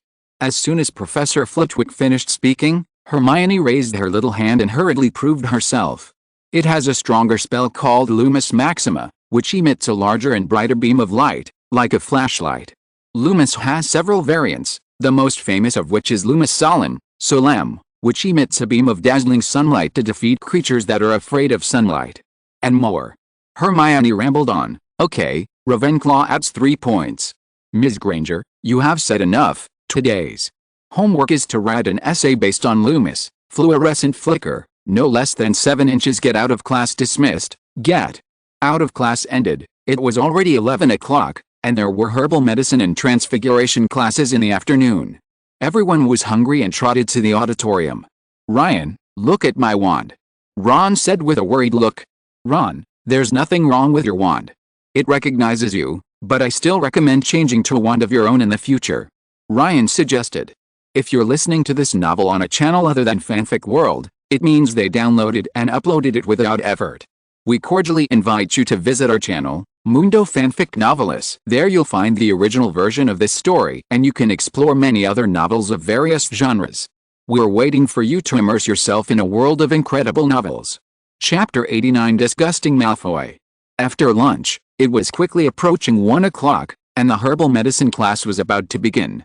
The herbal medicine class was in the greenhouse outside the castle. Ryan and his group walked through the vegetable field and quickly walked outside the greenhouse. Herbology class, Ravenclaw and Slytherin are in class together. Harry. Hello, Pot. Malfoy greeted. I'm glad you didn't become a stupid Gry finder. As a Ravenclaw, you must have who is more qualified to be your friend. Malfoy walked in slowly and spoke in a slow manner. Tunton, speaking in a long drawl make people feel annoying, rude and condescending, and Harry naturally didn't like it either. Shut up, Draco Malfoy. Go away with your ridiculous name. Ron rushed out from the site and said sarcastically.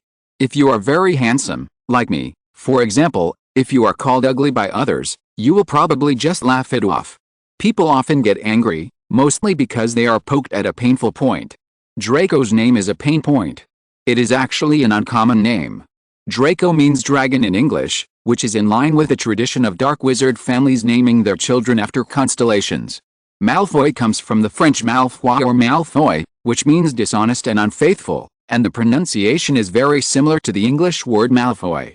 It's like when you just meet someone and he tells you directly, "Hello, I'm a deformed dragon." Draco understood this clearly. His pale cheeks turned slightly red, and he said in a slower tone, "Oh, isn't this Weasley who has more children at home than he can handle? Let me see, even the one is old. What do you have new?" "Gold card." Malfoy intended to ask, "Didn't you get it through bad luck? I think it has cost you all the good luck in your life. Going against me means the beginning of your doom. Crabbe, Goyle, enter." Then, "Excuse me, children, what are you doing?" said an amiable, short witch, with a patched hat on her flowing hair, and a lot of mud on her clothes and nails. "Oh, no, oh, Professor," he returned with imperceptible irony, glancing at the patch on the witch's hat and the dirt all over her body. Then he smiled stupidly at Crabbe and Goyle and retreated into the new Slytherin room. "Oh, he is really annoying. Have you noticed the look in his eyes?" Terry but said next to him in the first place. "He is just as annoying as Dudley." Harry said depressedly. "Hey, brother, have you forgotten? You should say that he is just like the bully Darth Vader, Fat Tiger." Ron, comforted with a smile, hugged Harry and walked towards the witch who should be the professor. At this time, she was gesturing towards Ryan and his group, indicating that they should come over. When Ryan and others approached, Malfoy, who was in the crowd on the other side, glanced at Ron sinisterly again. "Well, hello, everyone, I'm your herbology professor, Pomona Sprout. Here, I will teach you about some dangerous, magical plants, teach you how to grow and deal with them, and understand their uses. This course will be the one you will use the most after graduation. In my class, please follow my instructions, so that you won't get hurt or even die," Professor Sprout emphasized. In this class, Ryan and his group studied with the Slytherins and planted Didani, a plant with magical properties that can be used to make potions and also has a strong healing effect. But there is one thing that Ryan is very satisfied with, and that is the 30-minute break, which is unimaginable in potions and transfiguration classes. The time soon came to 3 o'clock, and 2 hours passed. Even though Ryan and his team wore dragon leather gloves, everyone, except Ryan, was dusty. There are no little wizards who can use clean up to clean themselves. This kind of magic is a bit too much for first-year students. In addition, everyone wants to go to the bathroom as soon as possible and take a nice bath. Even if they can, they probably won't use it. Keep it up. Being gregarious is also an important point in a group. As for Ryan, others barely notice him and don't need to care about this dirty stuff. Trembled. Several first-year students passing by took out their wands and cast magic on the dirty ground, trying to clean it up. However, Filch felt insulted and cursed and ordered the magic students to follow him. "Go and be punished," saying that magic cannot be used in the corridor. "He's quite a weirdo, isn't he?" Ron complained. Time is very tight. 15:30 to 17:30 is the transfiguration class. After briefly freshening up, Ryan and others went to the first floor, the transfiguration classroom. Then, Professor McGonagall was a show-off when he first came on, but what disappointed Ryan was that Professor McGonagall did not turn into a cat like in the movie, sit on the podium, and then suddenly turn into a prototype again. Transfiguration is the most complex and dangerous spell you will learn at Hogwarts. Anyone who tries to be naughty in my class will be asked to leave and will never be allowed to eat in again. I have warned you, she then transformed her desk into a pig and back again. Then, almost all the students were immediately attracted by this magical scene, and they all excitedly wanted to pull out their magic wands and wanted to change something. However, for the next hour, no one used their wands. Professor McGonagall asked everyone to take out their quills and dip them in ink to take down a lot of complicated and difficult notes. It was close to 4, when Professor McGonagall gave each student a match and asked them to try to turn the match into a needle based on what they had said before. Without the presence of Seamus, the Explosion King, there were no sudden explosions in the classroom, but it became relatively calm, Ryan took Hermione's little hand and began to give instructions. Finally, near the end of getting out of class, Hermione's match finally turned into Needle. Ms. Granger, you completed the transformation in the first lesson. 5 points for Ravenclaw. Professor McGonagall pursed her lips.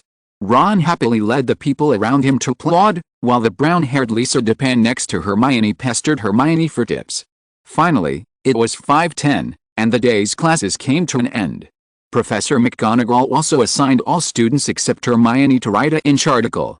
Hermione raised almost her hand and asked herself to do her homework, but luckily Ryan stopped her.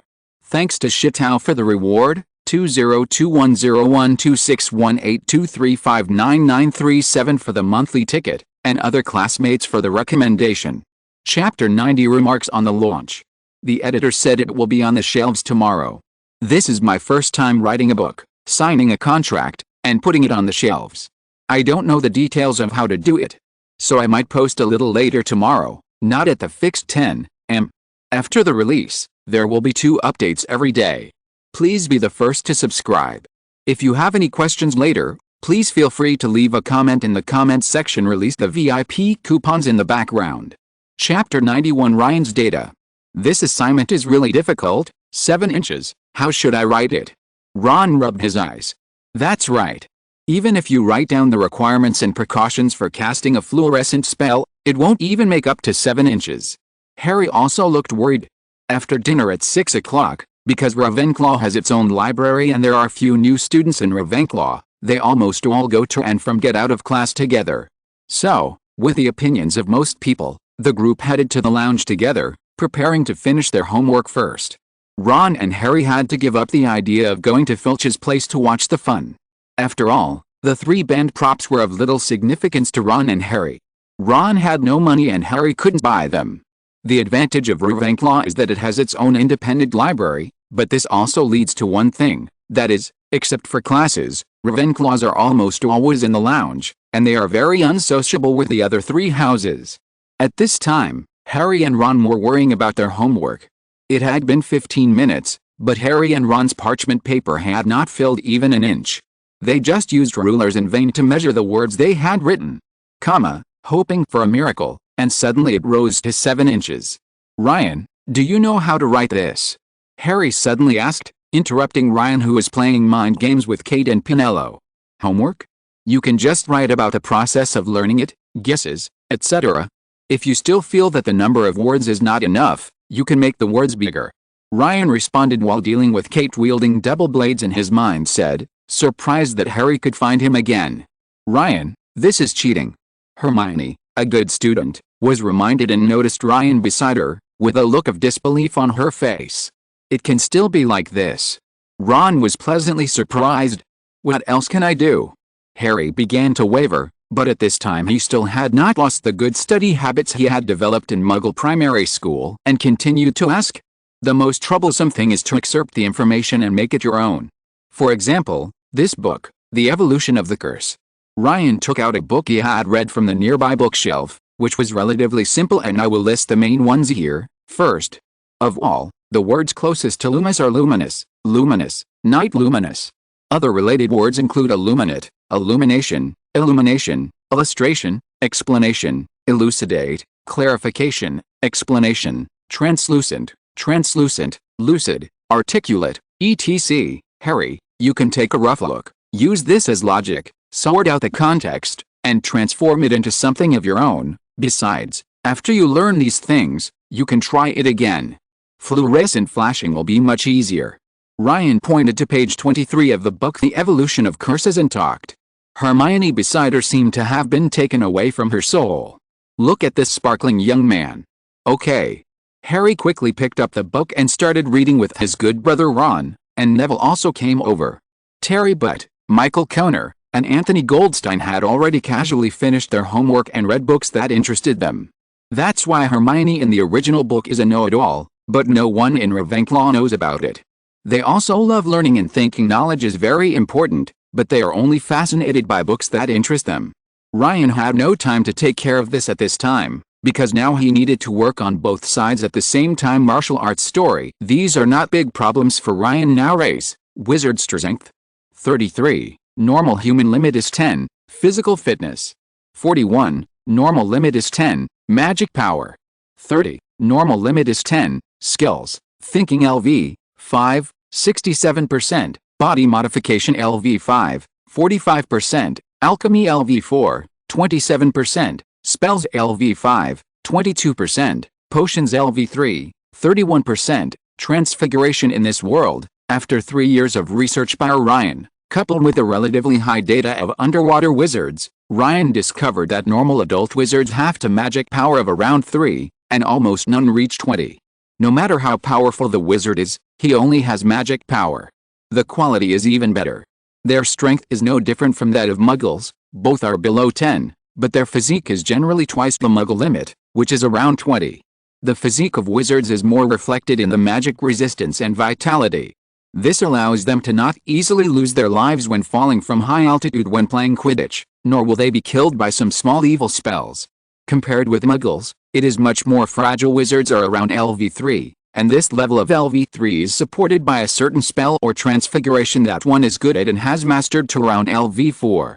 Such a wizard is easy to deal with. As long as the spell he is good at can be broken, he can be easily knocked down.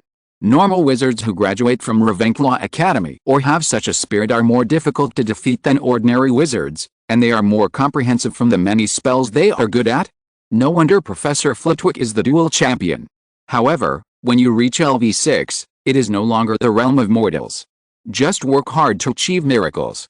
This is why Dumbledore does not advocate learning and always emphasizes love. Love or the power of the heart is the key to reaching the LV6 realm. After reaching LV6, you can then check and fill in the gaps, and use a certain spell of your LV6 as the core to establish your own fighting style. This is the time to further your studies. This is Dumbledore's view of Harry's training in the original world line. And now, what kind of training will Dumbledore start with Harry from Ravenclaw? Ryan couldn't help but shook his head when he thought of this. But it doesn't mean much anymore. Voldemort is nothing more than withered bones in the grave of the current Ryan. As long as Ryan has a whim, he can destroy all of Voldemort's Horcruxes in one day. The reason why this skill is so useful. At level 2, it can increase the power of all spells below level 4 by 2. Level 4 spells can even reach the level of level 6. This makes Ryan a rare wizard with all the spells having level 6 power. You must know that Dumbledore is only at level 6. The reason why Ryan is worried about him and Voldemort is because they are the wizards closest to level 7. In the wizarding world, Dumbledore's survival relies purely on knowledge. He is closer to level 7, and may even be stronger with the blessing of the Elder Wand. Voldemort relied on Horcruxes and his own magical transformation. The power of the curse was close to level 7, but he was still at level 6. Please subscribe, everyone.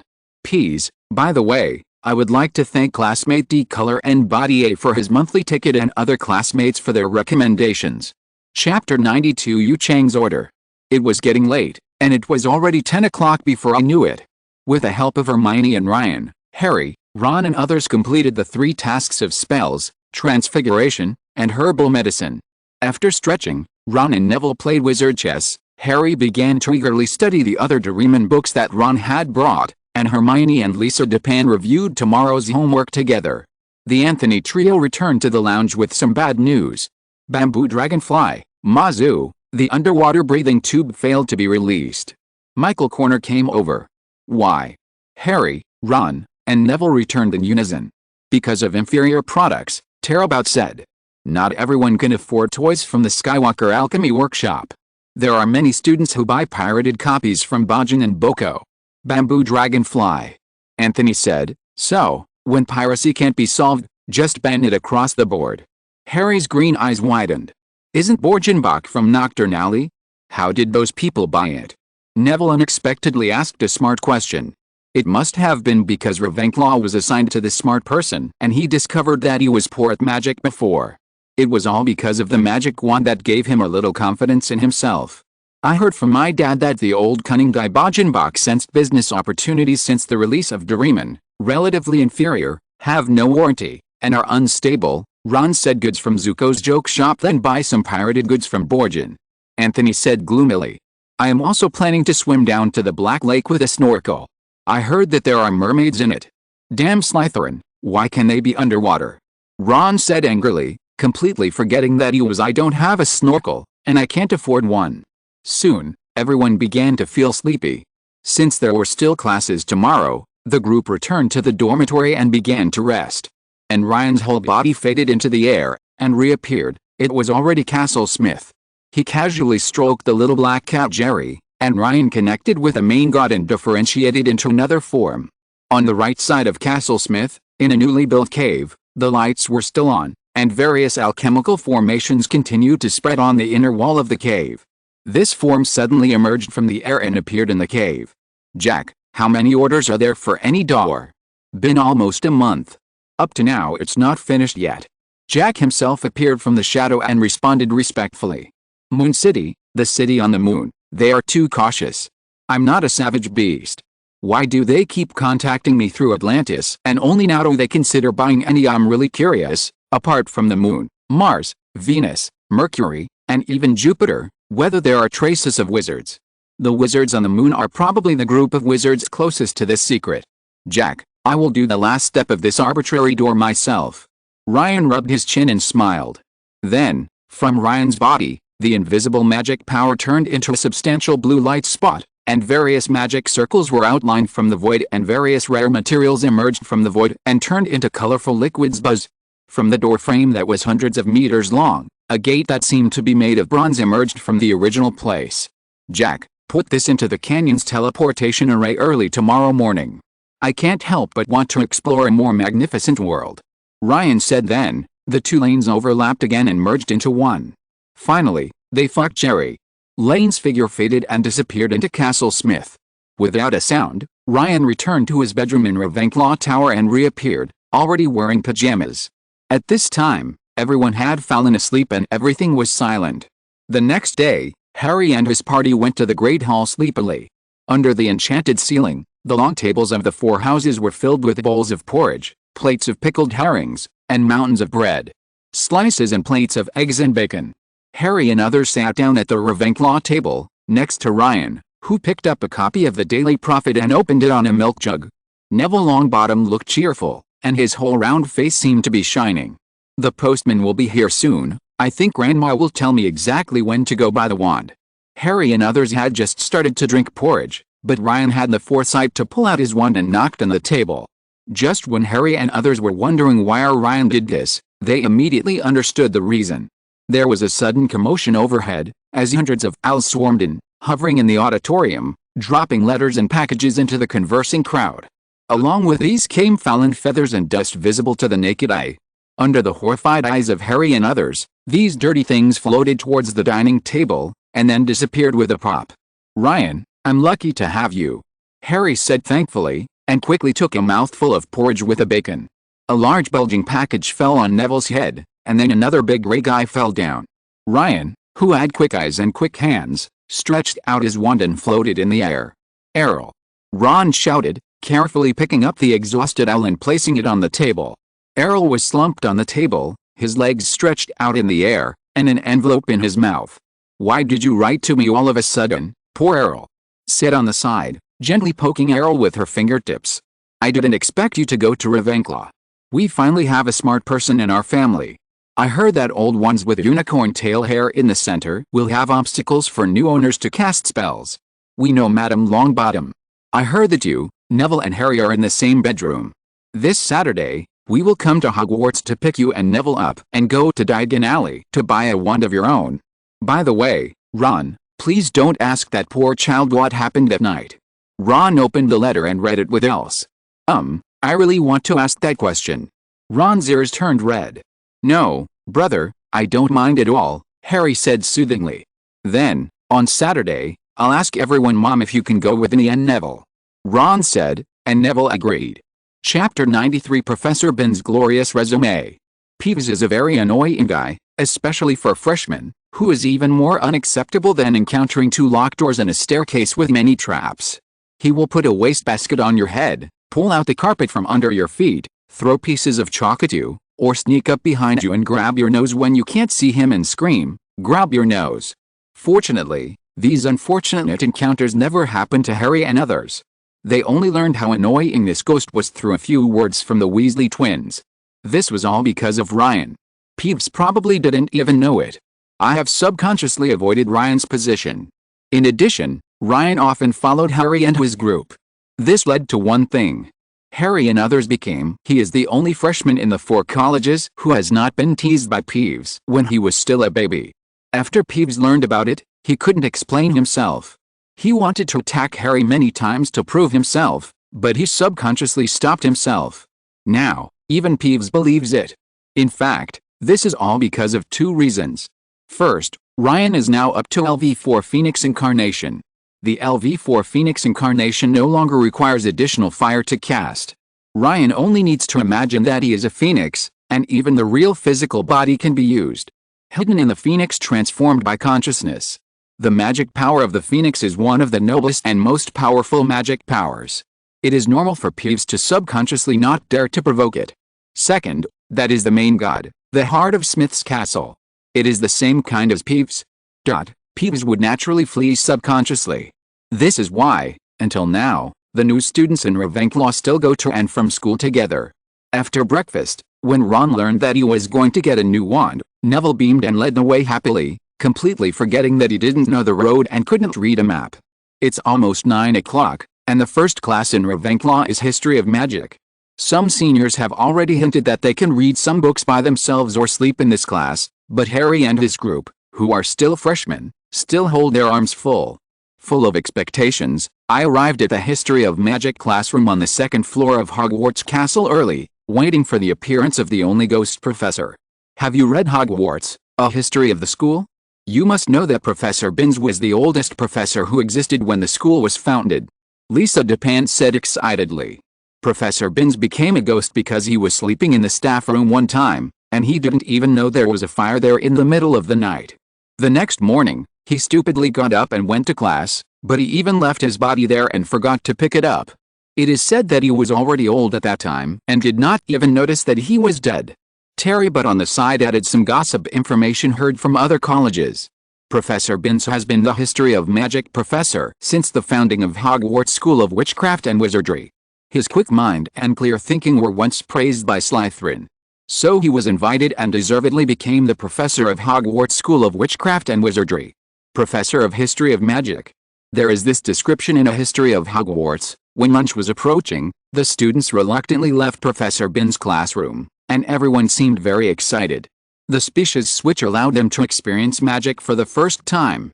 The magic of magic, and Professor Binns' History of Magic makes children full of infinite reverie about magic. Hermione memorized the relevant description of Professor Binns word for word. I heard from my brothers George and Fred that this class is the best time to catch up on sleep. Professor Binns always only reads his own words in class. He can't even remember the names of the students and doesn't care about playing. Sleepy, sleep and all that. But they often say things that seem to be correct, and they play a joke on me. Ron frowned, worried that it might be another joke from his brother, while Hermione firmly believed that what was written in the book must be correct, and looked as if Ron must have been deceived again. Soon, in expectation, 9 o'clock arrived, and a pearly white, translucent ghost emerged from the blackboard, holding a notebook. In the expectant eyes of everyone, he said everyone hello dryly and began to talk about today's topic, famous figures in the wizarding world. Among them, the most confusing ones are undoubtedly the evil Merrick and the weird Ulrich deceived him. Before he could be happy, he was made drowsy by Professor Binns' wheezing and drawling voice, and he could only hold on to sleep. Professor Binns looked at his notes and read in a dry, low monotone voice, like an old vacuum cleaner. In the end, the whole class was drowsy and Ryan would have the foresight to prepare a name in advance. Good pillow, fell into sleep. Soon, 2 hours passed like this, and before I knew it, 11 o'clock arrived. It's unbelievable that Professor Binns is like this. Hermione puffed up her face. But it was a really comfortable sleep. Ron yawned was founded. Harry prompted, didn't you all pay attention? Professor Binns' lectures are very detailed and to the point. Apart from his procrastinating speech and making people sleepy, there are no other problems. Ryan rubbed his head, looking like a good student after listening to the class appearance. Then he took out a notebook where he automatically recorded Professor Binns' voice and converted it into text, and motioned to Hermione to take a look. It's unbelievable. I didn't even notice it. I remembered a lot of things wrongly. Hermione showed her rat teeth and looked cute. Ryan, lend me a copy. Ron said quickly, and Harry agreed. To be honest, Ryan felt that the history of magic class was in this pattern, and the classes were all in the morning.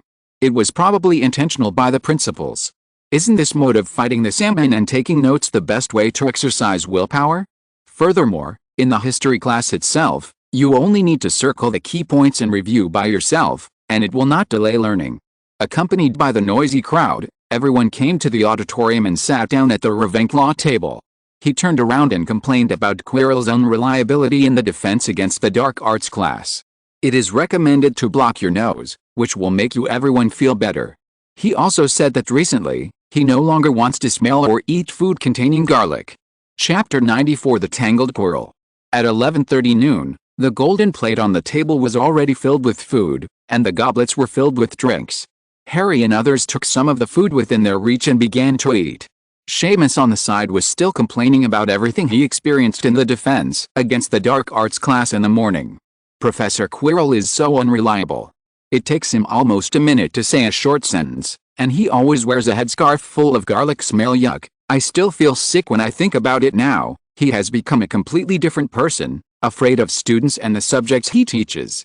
Harry said impartially. Then what he said is true. That smell of garlic is to drive away possible vampires. Seamus asked in surprise. And the fact that he helped the African prince expel the resurrected zombies was not a boast. Lavender Brown, who was listening with his ears tilted, also turned his head.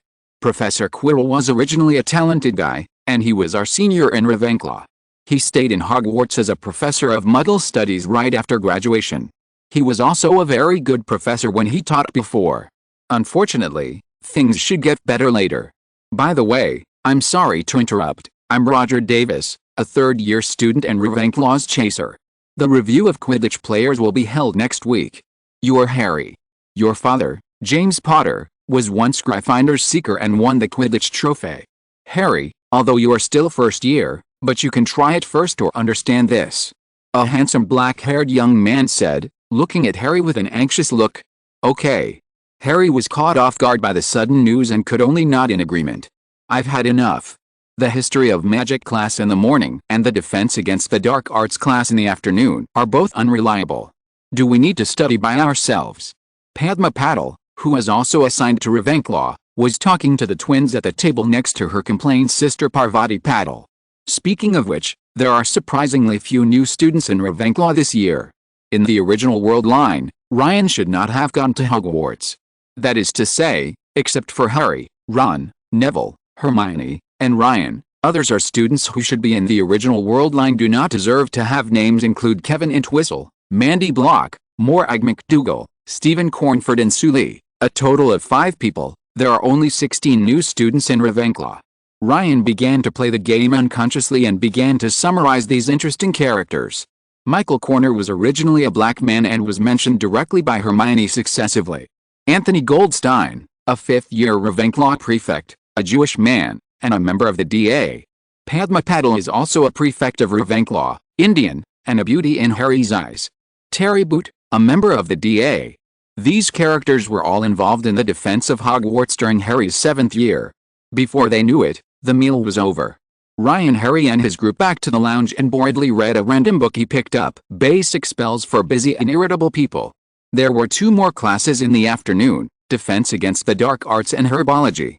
Perhaps in order to observe the state of plants at different times, today's herbology class is from 1530 to 1730, and the defense against the dark arts is earlier, from 1300 hours to 1500 hours.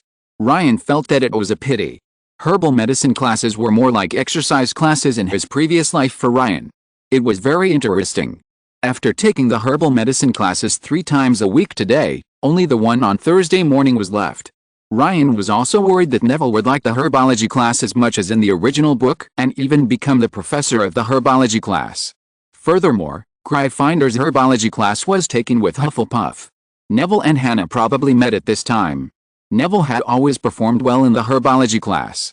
But now, flying lessons and potions lessons, which Neville makes a fool of himself and are not good at, are with Hufflepuff. In this way, will they get married in the future? Neville will not be single. After a short rest, The time soon came to 12:30, and the first-year students of Ravenclaw began to go to the Defense Against the Dark Arts classroom on the 3rd floor. Professor, Quirrell Squirrel. I am here to teach you Defense Against the Dark Arts, but I think Mr. Potter no longer needs to learn this course. Haha. As expected, the Defense Against the Dark Arts class became a joke. As Seamus said, Quirrell stumbled into class, smelled of garlic, and laughed nervously from time to time in the front row, rolled his eyes because of the smoke, but still insisted on taking notes. Harry's face wrinkled and he tried his best to stop himself from wanting to cover his nose. His nose was unceremoniously blocked with parchment, but Quirrell didn't notice. Ryan wondered if Quirrell was trying to smoke Harry to death through the smell. Fortunately, Ryan, whose body has been transformed to level 5, no longer needs to breathe, otherwise Ryan would have to burst out and destroy Quirrell's body. By the way, one thing I almost forgot is that Quirrell once made me embarrassed in front of Kate by mistaking the zombies for being African. African prince that his scarf was a gift to help drive away zombies all day long. How could I forget it? Ryan rolled his eyes and thought of a clever idea. Quirrell is a conceived Ravenclaw. He once thought he could subdue the weak Dark Lord on his own. After investigation, he went to the Black Forest of Albania alone, and then threw himself into the street. Instead, he was subdued and became the Dark Lord's slave.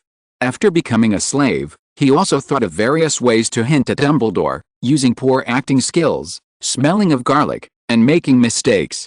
But what made him despair was that Dumbledore pretended not to be able to see him. How could Dumbledore not be able to detect the rotten smell after he was possessed? Is it just because of the smell of garlic? Had no choice but to obey Voldemort's words even more, and even ventured to Gringotts. Without the help of the Dark Lord, he would not have been able to escape. In this adventure, the profound knowledge revealed by Voldemort with the help of his own body made Quirrell gradually obsessed with him. He even thought that if this goes on, when the Dark Lord is resurrected, he will be inferior to one person and superior to 10,000 people. Chapter 95. Quirrell fainted. In a closed classroom, Kylo was stumbling while giving lectures. His mind was not at all in class. He was casually reciting the course materials he had done casually, and began to think about it. Harry Potter, according to the Dark Lord, was just a lucky brat who survived his mother's protective spell. Although Quirrell stepped in agreement, he still had this trace of doubt. It must be said that Quirrell is really an outstanding wizard. His clever occlumency spell allowed him to barely rule out Voldemort's mind reading, and even allowed Voldemort to spare his life and possess him. I believe he can survive in Dumbledore's mind. Keep secrets in front of Leto. This made Voldemort not suspect his other thoughts and strange behaviors, but he just thought that Quirrell was too cowardly and had poor psychological quality to get even half a step closer to Harry Potter. After thinking about it, Quirrell decided to try it again in his own class. Everyone, have you learned the red sparks we talked about in this class? I'll repeat it again. The spell is Periculum. Remember to point to the sky when you recite it. It is the best way for a little wizard to summon the wizards around him and ask for help when he encounters danger in the wild. Mr. Pot, you try it. Stammered a long paragraph and invited Harry to the stage to demonstrate. Periculum. Harry stood in front of the stage, holding the wand in his right hand and pointing it to the sky. Then, a scene that amazed happened. The red beam of light shot out from the tip of the wand suddenly bloomed in the air like fireworks, and then, exclamation mark. What is this? Suddenly fell down, and all the skin that was touched red and swollen. He no longer stammered, could hold the wand, and passed out from the pain. But after Hermione and others in the front row were splashed, their dizzy faces relaxed, and the surrounding air became fresh, like the clear grass after the rain. What's going on? Harry looked confused. Harry, you just did. Ron stood up and looked at Harry with an expression of admiration. How could Professor Quirrell do this? Isn't this very comfortable? Hermione, who was also splashed, had a puzzled face, and the exposed rat teeth were also full of doubts. I'm alive. Have you noticed that the air is much better? Neville took a deep breath. Really? Yes. Padma Patil smiled for the first time in a long time. Harry, how do you use this spell? How does it drive away the odor? Hermione asked, completely forgetting Professor Quirrell beside her speculations and discussions about purifying the air. Could it be that Professor Quirrell was cursed? Harry's curse has the power of purification, which makes him suffer so much? Hermione guessed. Oops. Professor Quirrell. Ron suddenly shouted loudly, and Professor Quirrell on the podium also groaned in cooperation, but did not wake up. What's wrong with Professor Quirrell? Don't affect my thinking, Ron. Hermione held her forehead and continued thinking. No, I really want to forget something. What is missing? Stinky? Stinky? Garlic? Professor Quirrell. Professor Quirrell is right on the podium. Hermione also stood up. I'll go get Madame Pomfrey. Harry also remembered the teacher he had forgotten and hurried out. I'm coming too. Which floor is Madame Pomfrey on? The dark-skinned Michael said enthusiastically. Which floor? I don't know. Harry stopped suddenly. I know, there's something on the map sent by Senior Pinello that I specifically made a note of. It's at the end of the corridor on the second floor. Michael, Terry, let's carry Professor Quirrell over there. Anthony Goldstein has a quick mind, he can think of methods quickly, and he is very action-oriented. No wonder he was selected as a superintendent in the original world line long. No need, Mr. Anthony. It's the recurrence of the vampire curse. I can just go back to the staff lounge and rest. Mr. Porter, 5 extra points for Ravenclaw. Class dismissed. Quirrell woke up at the right moment, with a red and swollen face, and went to the lounge on the first floor alone with a twitch. Harry, Professor Quirrell is crazy. Ron was stunned. I think my guess is correct. Harry's curse has purified Professor Quirrell's curse. Hermione raised her head slightly and said thoughtfully. But Ryan smiled and said nothing, hiding his merit and fame. Harry himself would probably have thought that he had done all of this. When he used magic, he should have felt the unusual power within his body. This can be in sharp contrast to how he feels when he uses red sparks again later. This magical phenomenon is mainly composed of 3 kinds of forces. Voldemort's soul fragments. It can feel the presence of the main soul, especially when it is so close. Thirdly, Harry himself. Harry himself was using spells and was almost fainted from the smoke. His disgust with Quirrell's smell made the smell of garlic on Quirrell mysteriously disappear, and even the air in the whole room became fresher. If he comes to the scene and observes the remaining magic traces, he will only notice the 3 powers above, and Ryan, who has a weak sense of presence, will naturally not be noticed. In this case, after being attacked, Quirrell's Voldemort will temporarily fall asleep, and he will have time to confess to Dumbledore, save his life, and get rid of Voldemort's shackles. Although Quirrell is annoying, in Ryan's opinion, he still has the value of being saved in the original world line. On the Quidditch pitch, he almost semi-openly used the evil spirit with good intentions that required him to stare at Harry all the time, just to make Harry throw off the broom. It seemed like he wanted to take Harry's life, but in fact it was just to expose himself. He was just a coward with a little ambition and a little conscience.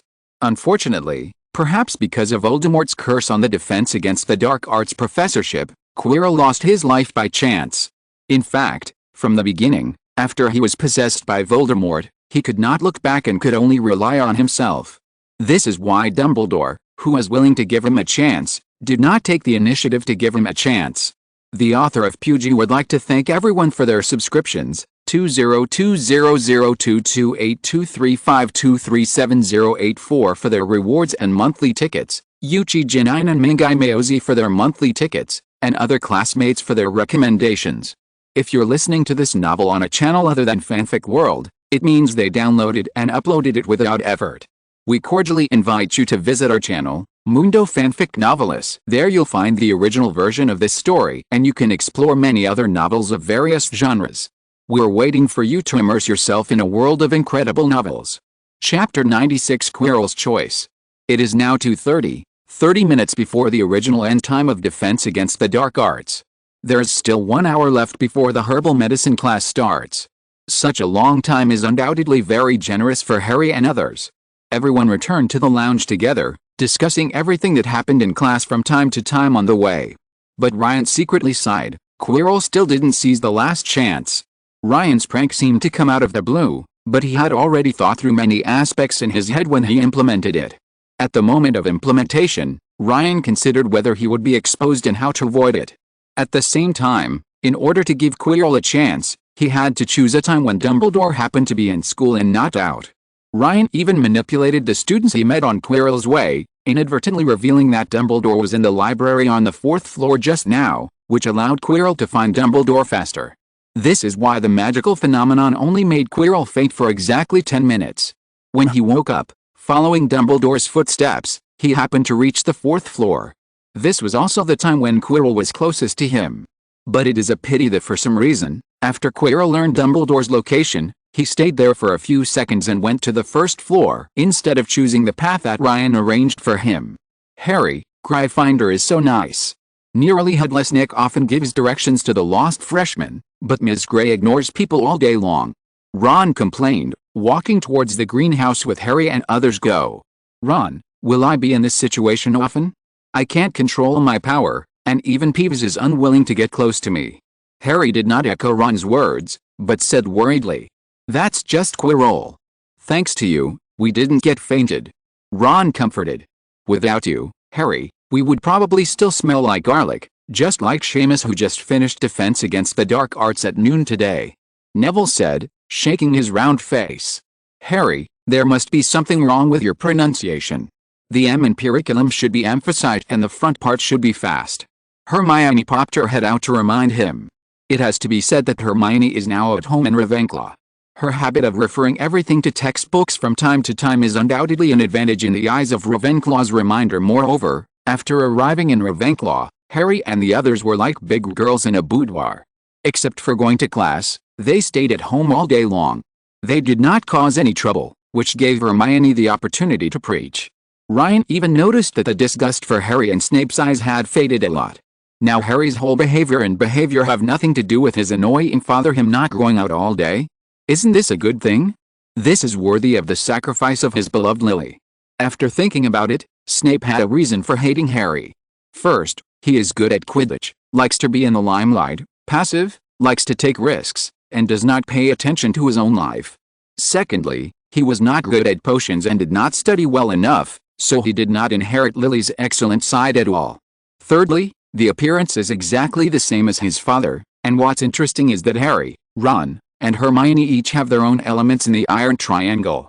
Harry, with green eyes, is Lily's son. Ron has the same red hair as Lily, with long hair at the back. Hermione, she is as smart as Lily. How could this not make Snape reject Harry?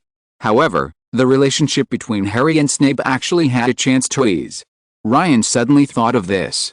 It was difficult to tell whether Dumbledore caused this situation intentionally. At the end of Harry's first school year, after learning that Snape was a good man, he had always been protecting himself. At this time, he said that Snape protected Harry because James saved his life. As a result, Harry always believed this and revealed this point of view in a private conversation with Snape. After hearing Snape's truth, he thought Snape was slandering his father.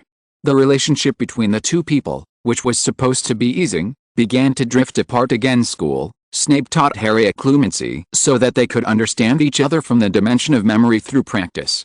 Harry also learned the true face of his father. But then Dumbledore asked Snape to kill him, and the relationship returned to indifference, even hatred. However, it was these extreme pushes in the past that paved the way for Harry to calm down and listen to Snape's last words. According to the original plan, Snape should not have to die.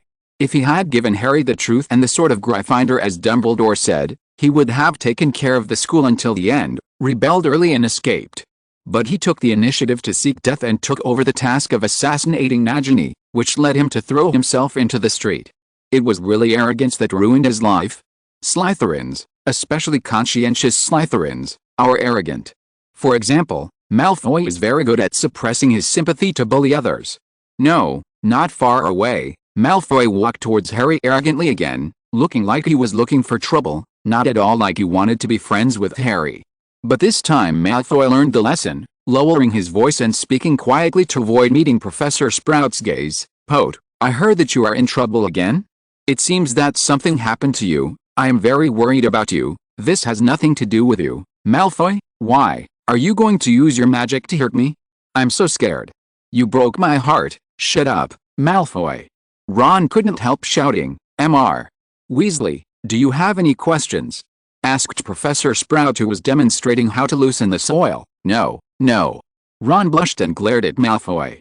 Draco Malfoy, on the other hand, burst out laughing, covered his mouth and twitched, and secretly slapped Goyle or Crabbe on the back from time to time. Soon the time came to 4 o'clock, followed by a 30-minute break.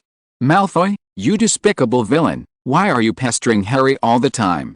Ron stepped forward and glared at Malfoy. "What? Do I have one?" Malfoy said in a drawl, eyes wide open, which made people angry.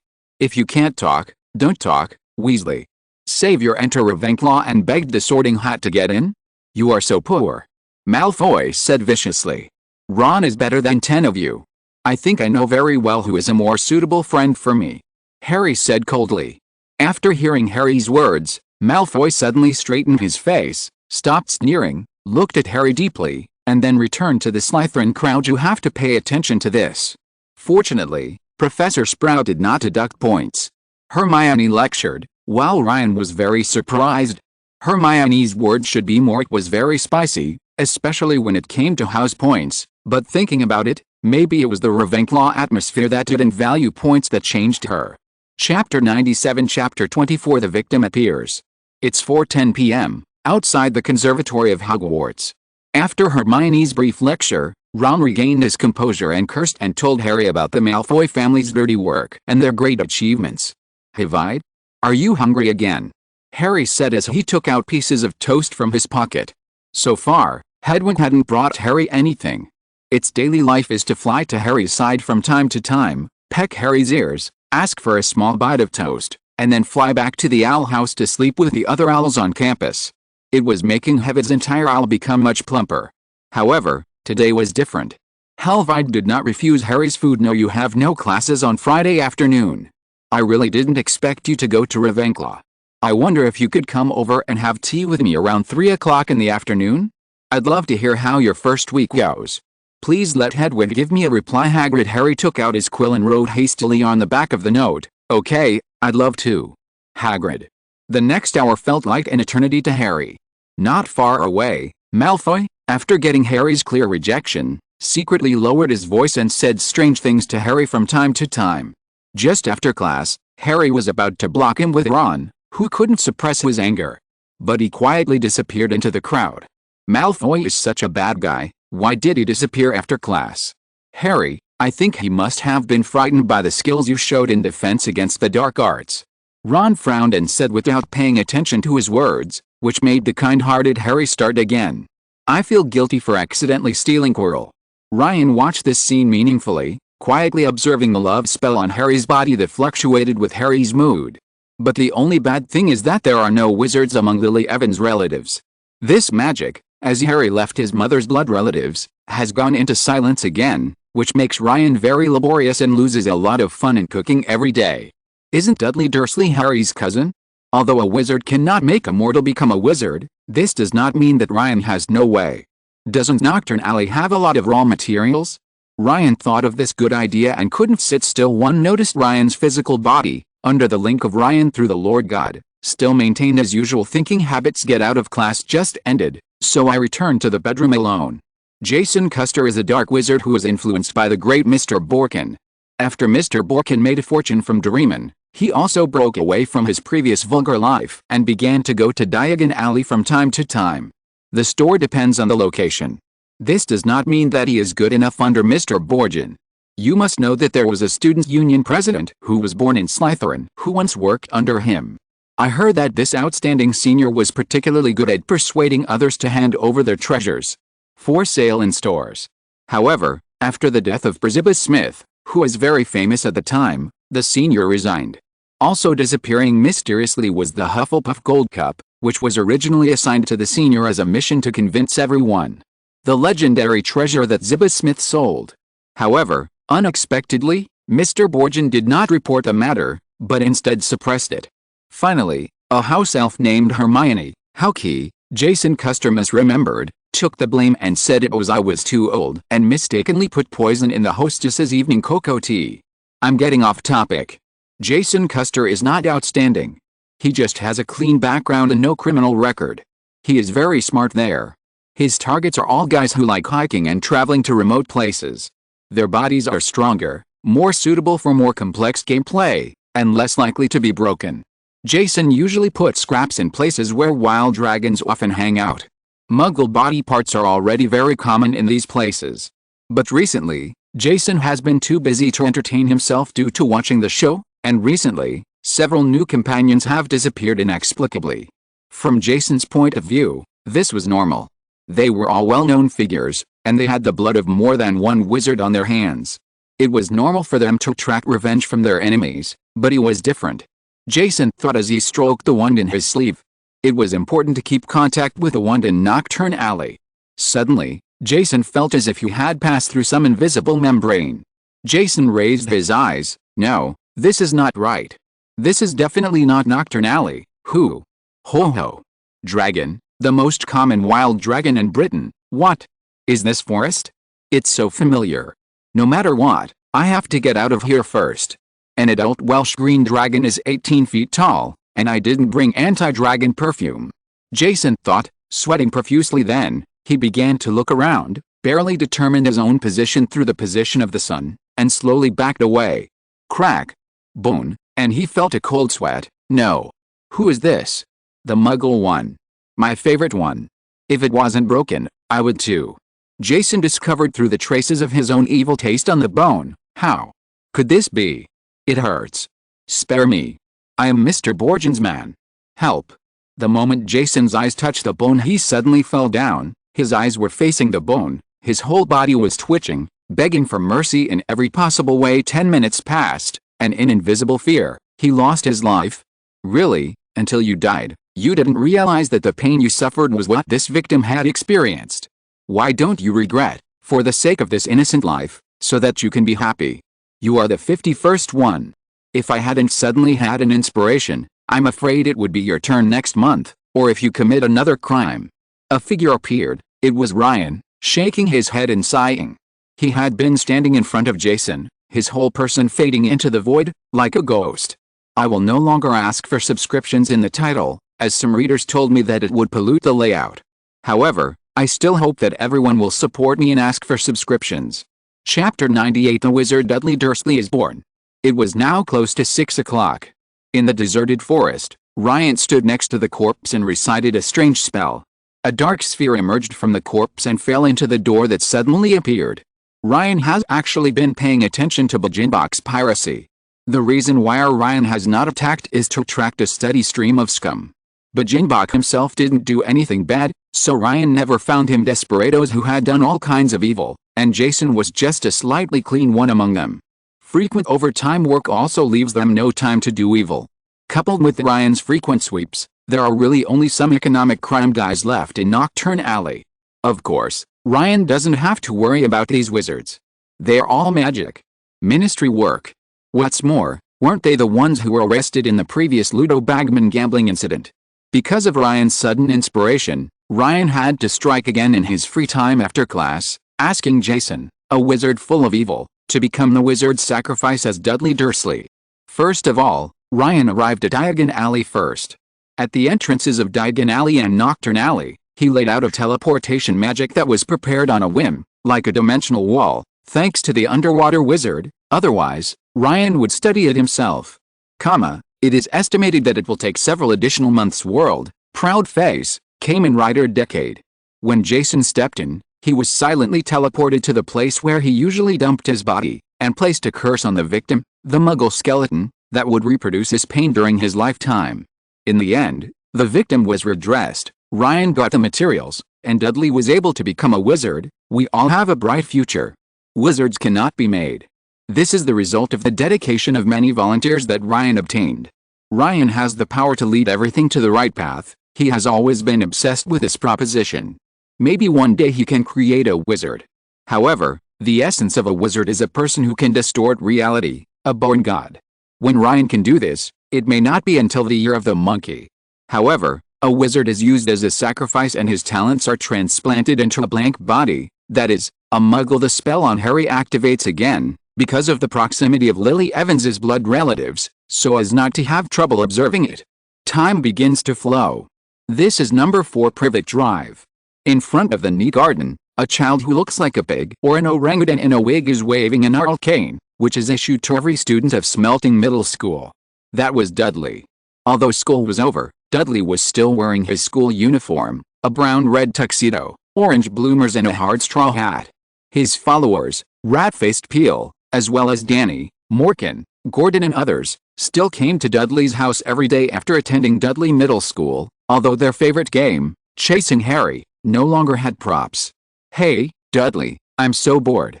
When will that kid named Harry come back?" The skinny Pierre grinned, and his rat face looked even ugly. "Ah, him. He went to the St. Bruce Security Center School for Young Offenders and won't come back until this summer vacation." When it came to Harry, Dudley suddenly woke up from his sleep and hurriedly took back the explanation his parents had given him. Okay, Dudley, let's go to that old woman Fig's place to climb a tree and play," Pierre mentioned, and Danny, Morgan, and Gordon stepped in agreement. Then Dudley greeted his mother, who had been watching in the kitchen, and walked into Mrs. Fig's yard. Dudley knew that his mother, Petunia, was the loudest woman in the world and had spent most of her life spying on her law-abiding and annoying neighbors. As expected, Petunia was in the kitchen, looking out the kitchen window. "What a miss. Isn't it strange, Dudley? Sometimes when we chase Harry, he disappears suddenly, and sometimes he appears in this tree. This allows us to almost all master the ability to climb trees," Pierre said proudly. "Yes," Dudley returned absent-mindedly. However, Dudley forgot one thing. As time passed, his weight also increased, and the thick branches could no longer bear his weight. In the original timeline, he almost broke his neck after this, but because of his repeated orders, his parents and friends did not tell Harry the news. This is why there has never been anything in Harry's perspective this incident school. Dudley was first forced to go on a diet by the Dursleys, who had to face up to their son's weight. Later, because of his desire for food, he tied the fat tongue that was deliberately left behind by the Weasley twins. Fei Tang almost lost his life. After experiencing this, Dudley finally woke up, started to discipline himself, and started practicing boxing. After returning home at the end of Harry's 4th year, Dudley even became the Southeastern Junior Heavyweight Interschool Boxing Champion, and was no longer considered fat. Thought on the sidelines. As for why the restrictions should be released, it was because Ryan found that Dudley was about to fall from the tree, which was never described in the original book. "I originally wanted to create an accident to create the illusion of an explosion of magic power. At this time, the employees of the Ministry of Magic who came here also discovered a wild little wizard who is already 11 years old. What a pity. It seems that the toilet exploded and I couldn't see Dudley spiraling into the sky." Ryan disappeared into the air and shook his head. Then, under the exclamations of Dudley, Peel, Denny, Morgan, and Gordon, Dudley fell from the tree, but the tragic scene did not happen. A black sphere sank into Dudley's body, which was frightened, fainted and intact. At this moment, the Hogwarts admission book suddenly opened, stopping at the page of the Little Wizard in 1991, and the pen of acceptance wrote a new name on that page, Dudley Dursley. Then, undulating crackling sounds sounded from the side of the street, and wizards appeared one after another, waving their wands, making the muggles who had seen the ejection of Dudley completely forget everything, including Pierre and others. A tall, dark-skinned wizard appeared in front of Penny, who was in shock. "Hello, I am Kingsley Shacklebolt, and you must be Petunia. Your child is a wizard." The man bowed and gently said, "Everyone, don't be nervous, it's just a little wizard's magic riot." Kingsley shouted to the wizard outside. "Could it be?" Petunia said in a worried but implicitly joyful tone. "It's possible that he's just not very sensitive and he's just awakening now." Kingsley comforted him. On the other side, in Mrs. Fig's room, an owl suddenly flew out and headed in the direction of Hogwarts. Ryan smiled slightly and disappeared. In the Ravenclaw dormitory at Hogwarts, Ryan opened his eyes, hiding his merit and fame. Chapter 99 Sorting? Evening, Hogwarts headmaster's office. It's a large, beautiful circular room full of funny little voices. On the slender-legged table, there are many strange silverware, spinning and spewing small puffs of smoke. The walls are covered with portraits of former principals and principals, who are taking a nap in the photos. Some of them rested their heads lazily on chairs with armrests, while others leaned against the frame of the portrait. There was also a huge table in the room with claw-shaped legs. On a shelf behind the table sat a tattered, crumpled wizard's hat, the sorting hat. Behind the door, on a high gilded perch, stood an old bird, like a half-plucked turkey, and from the window and landed on the silverware on the side. The note on the owl's leg turned into a flying bird and landed in front of it. It spreads out automatically. I saw Dumbledore's blue eyes twitching slightly, as if he had seen some good news circle-like text. Then, a dusty document bag stood up on its own, shook off the dust, took out an envelope from the body, and looked at the container. It had already been written on it, Penny Evans. Dumbledore put the written letter into the envelope that had been sealed for a long time, and then the envelope spontaneously ignited without wind, disappearing from its place with silvery white flames. The new generation of Smith, Longbottom, and Potter are all gathered in the same academy. The dark wizards of Nocturne Alley keep disappearing, and Skywalker suddenly appears? Then Dumbledore said to himself. If Ryan knew, he would be very surprised. There is no causal connection between these events. However, he did not expect that as the greatest white wizard, especially Dumbledore who reached level 6 with a philosophy of love, he relied more on sensibility and intuition. His intuition is more useful than our reasoning. After about 10 minutes, Dumbledore smiled inexplicably and disappeared from where he was. Today is Wednesday. Around 10 o'clock last night, the prefects of each college informed the students of each college to go to bed early. It means that at 8 o'clock tomorrow morning, in the Great Hall of Hogwarts, Dumbledore has something to say. In the morning, the sleepy little wizards formed 4 neat streams of people according to the divisions of the colleges and headed for the Hogwarts auditorium respective houses, counting the number of people. The Sorting Hat appeared again on the high stool in front of the teacher's desk again, and all eyes were looking in the direction of the teacher's chair. Good morning. Before you start dinner, I have something to say. This is why you all gather here at 8 o'clock. For special reasons, one of your new classmates will join a Hogwarts family today. Later, when he arrives, we will start sorting. After that, the long tables of each college were filled with boiling water, and every young wizard rushed to ask the most informed young wizard in their own college. Gryffindor was represented by the Weasley twins, while Ravenclaw was by a petite first-year student like Kate. The students around Kate were all stretching their necks and ears to get some news. Then, the door of the auditorium was slammed open. That was Professor Snape. He was walking quickly, his robes raised making him pass by like a big vicious bat. Everyone couldn't stop standing up and saw a shy and huge little wizard wearing wizard robes standing behind Snape's robe. Even Crabbe and Goyle were dwarfed in front of him. No. Harry stood up abruptly and looked in the direction of the little fat man. The little fat man also stayed where he was. Snape turned his head sharply, and the little fat man began to move forward timidly. The Slytherins couldn't help but suddenly became noisy. Who is this boy who could be picked up and dropped off by his dean, and who made Harry Potter roar, briefly, and then continued forward, arriving at the Sorting Hat? Dudley Dursley. Dudley walked towards the Sorting Hat tremblingly, wiped the cold sweat from his head, and put on the Sorting Hat. Rare evil, likes to play with strong men. So, Azkaban. No, fear, don't want to be in the same house as Harry Potter, don't want to go to Ravenclaw? Then, Hufflepuff. Reason, the Sorting Hat actually made all the conversations public, instead of normal and small talk. The wizard speaks directly into his head. What surprised all the little wizards was that these different comments actually came from the same person. Harry couldn't help but cover his buttocks, and he couldn't help but feel lucky that he was too thin.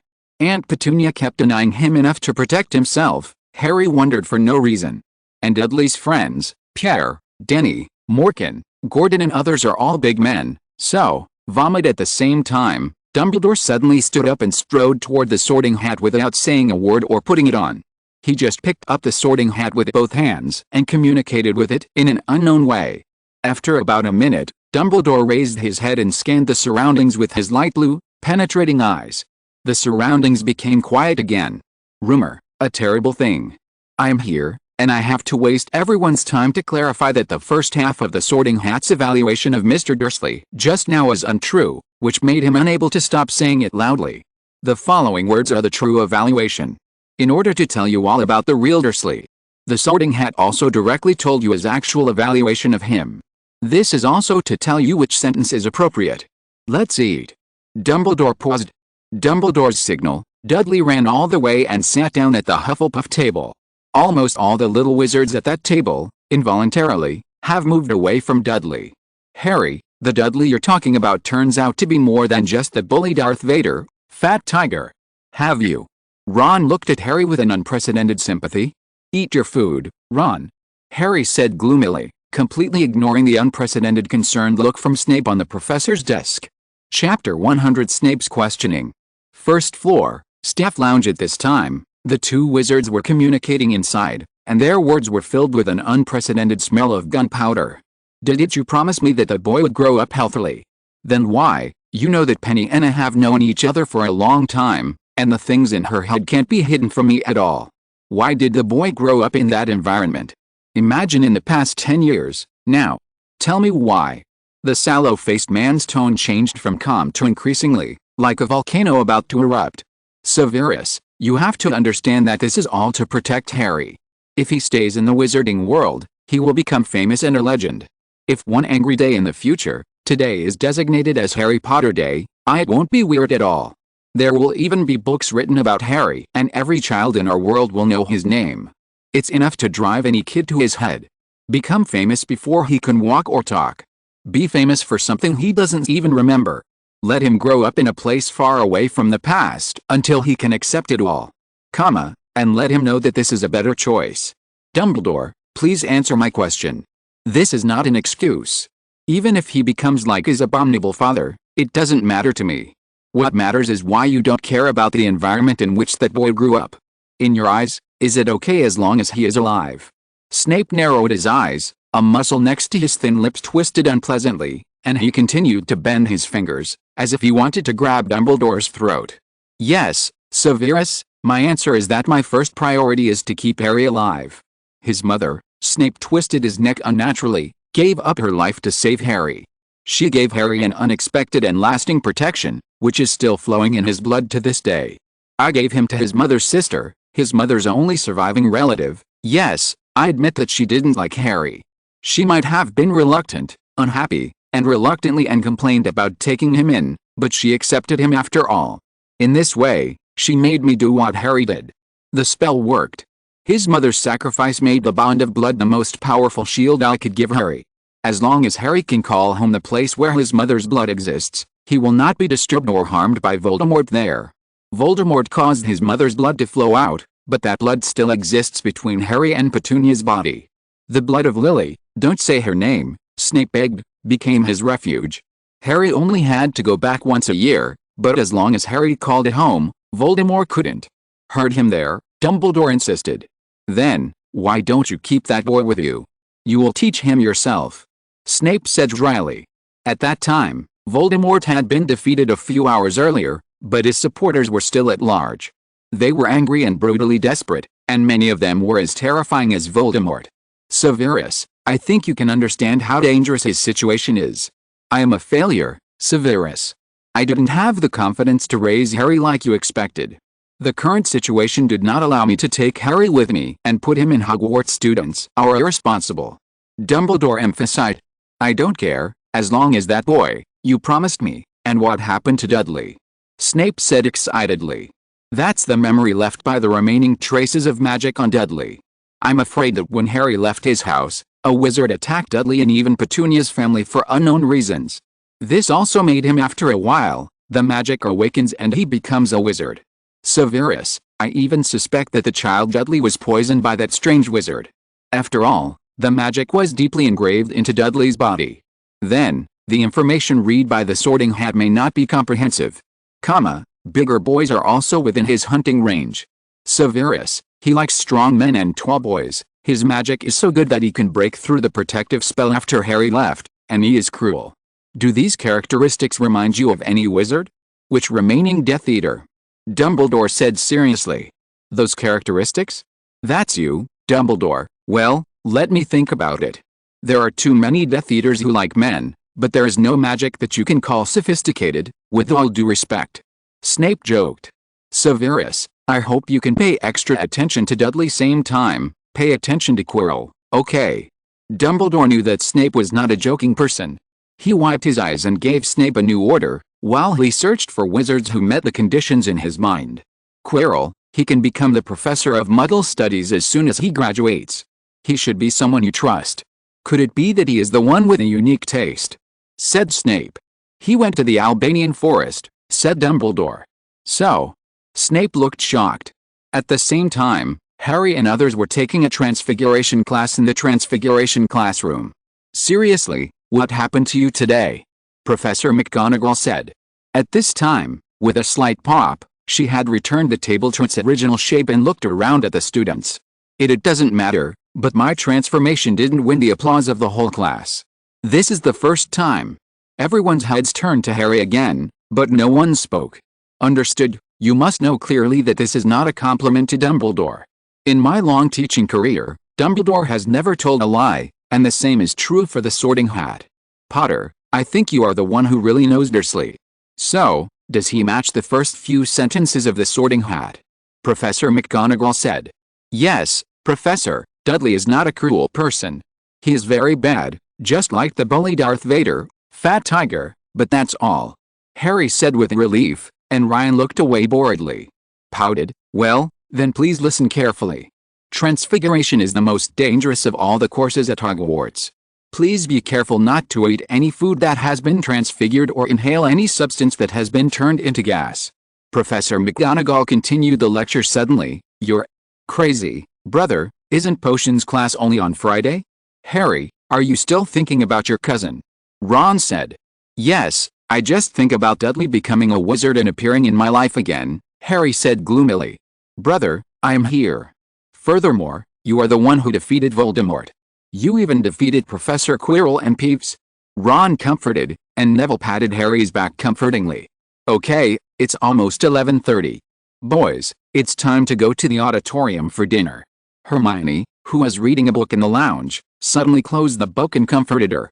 Having watched Riemann, she also understood that the bully Darth what kind of character is Vader, Fat Tiger? End of this chapter. Thank you very much for reaching the end. Don't forget to like. Looking for more exclusive content and immediate access? Subscribe to our Patreon. Remember, every like, subscription, or donation encourages us to continue. Thanks to everyone. See you in the next video.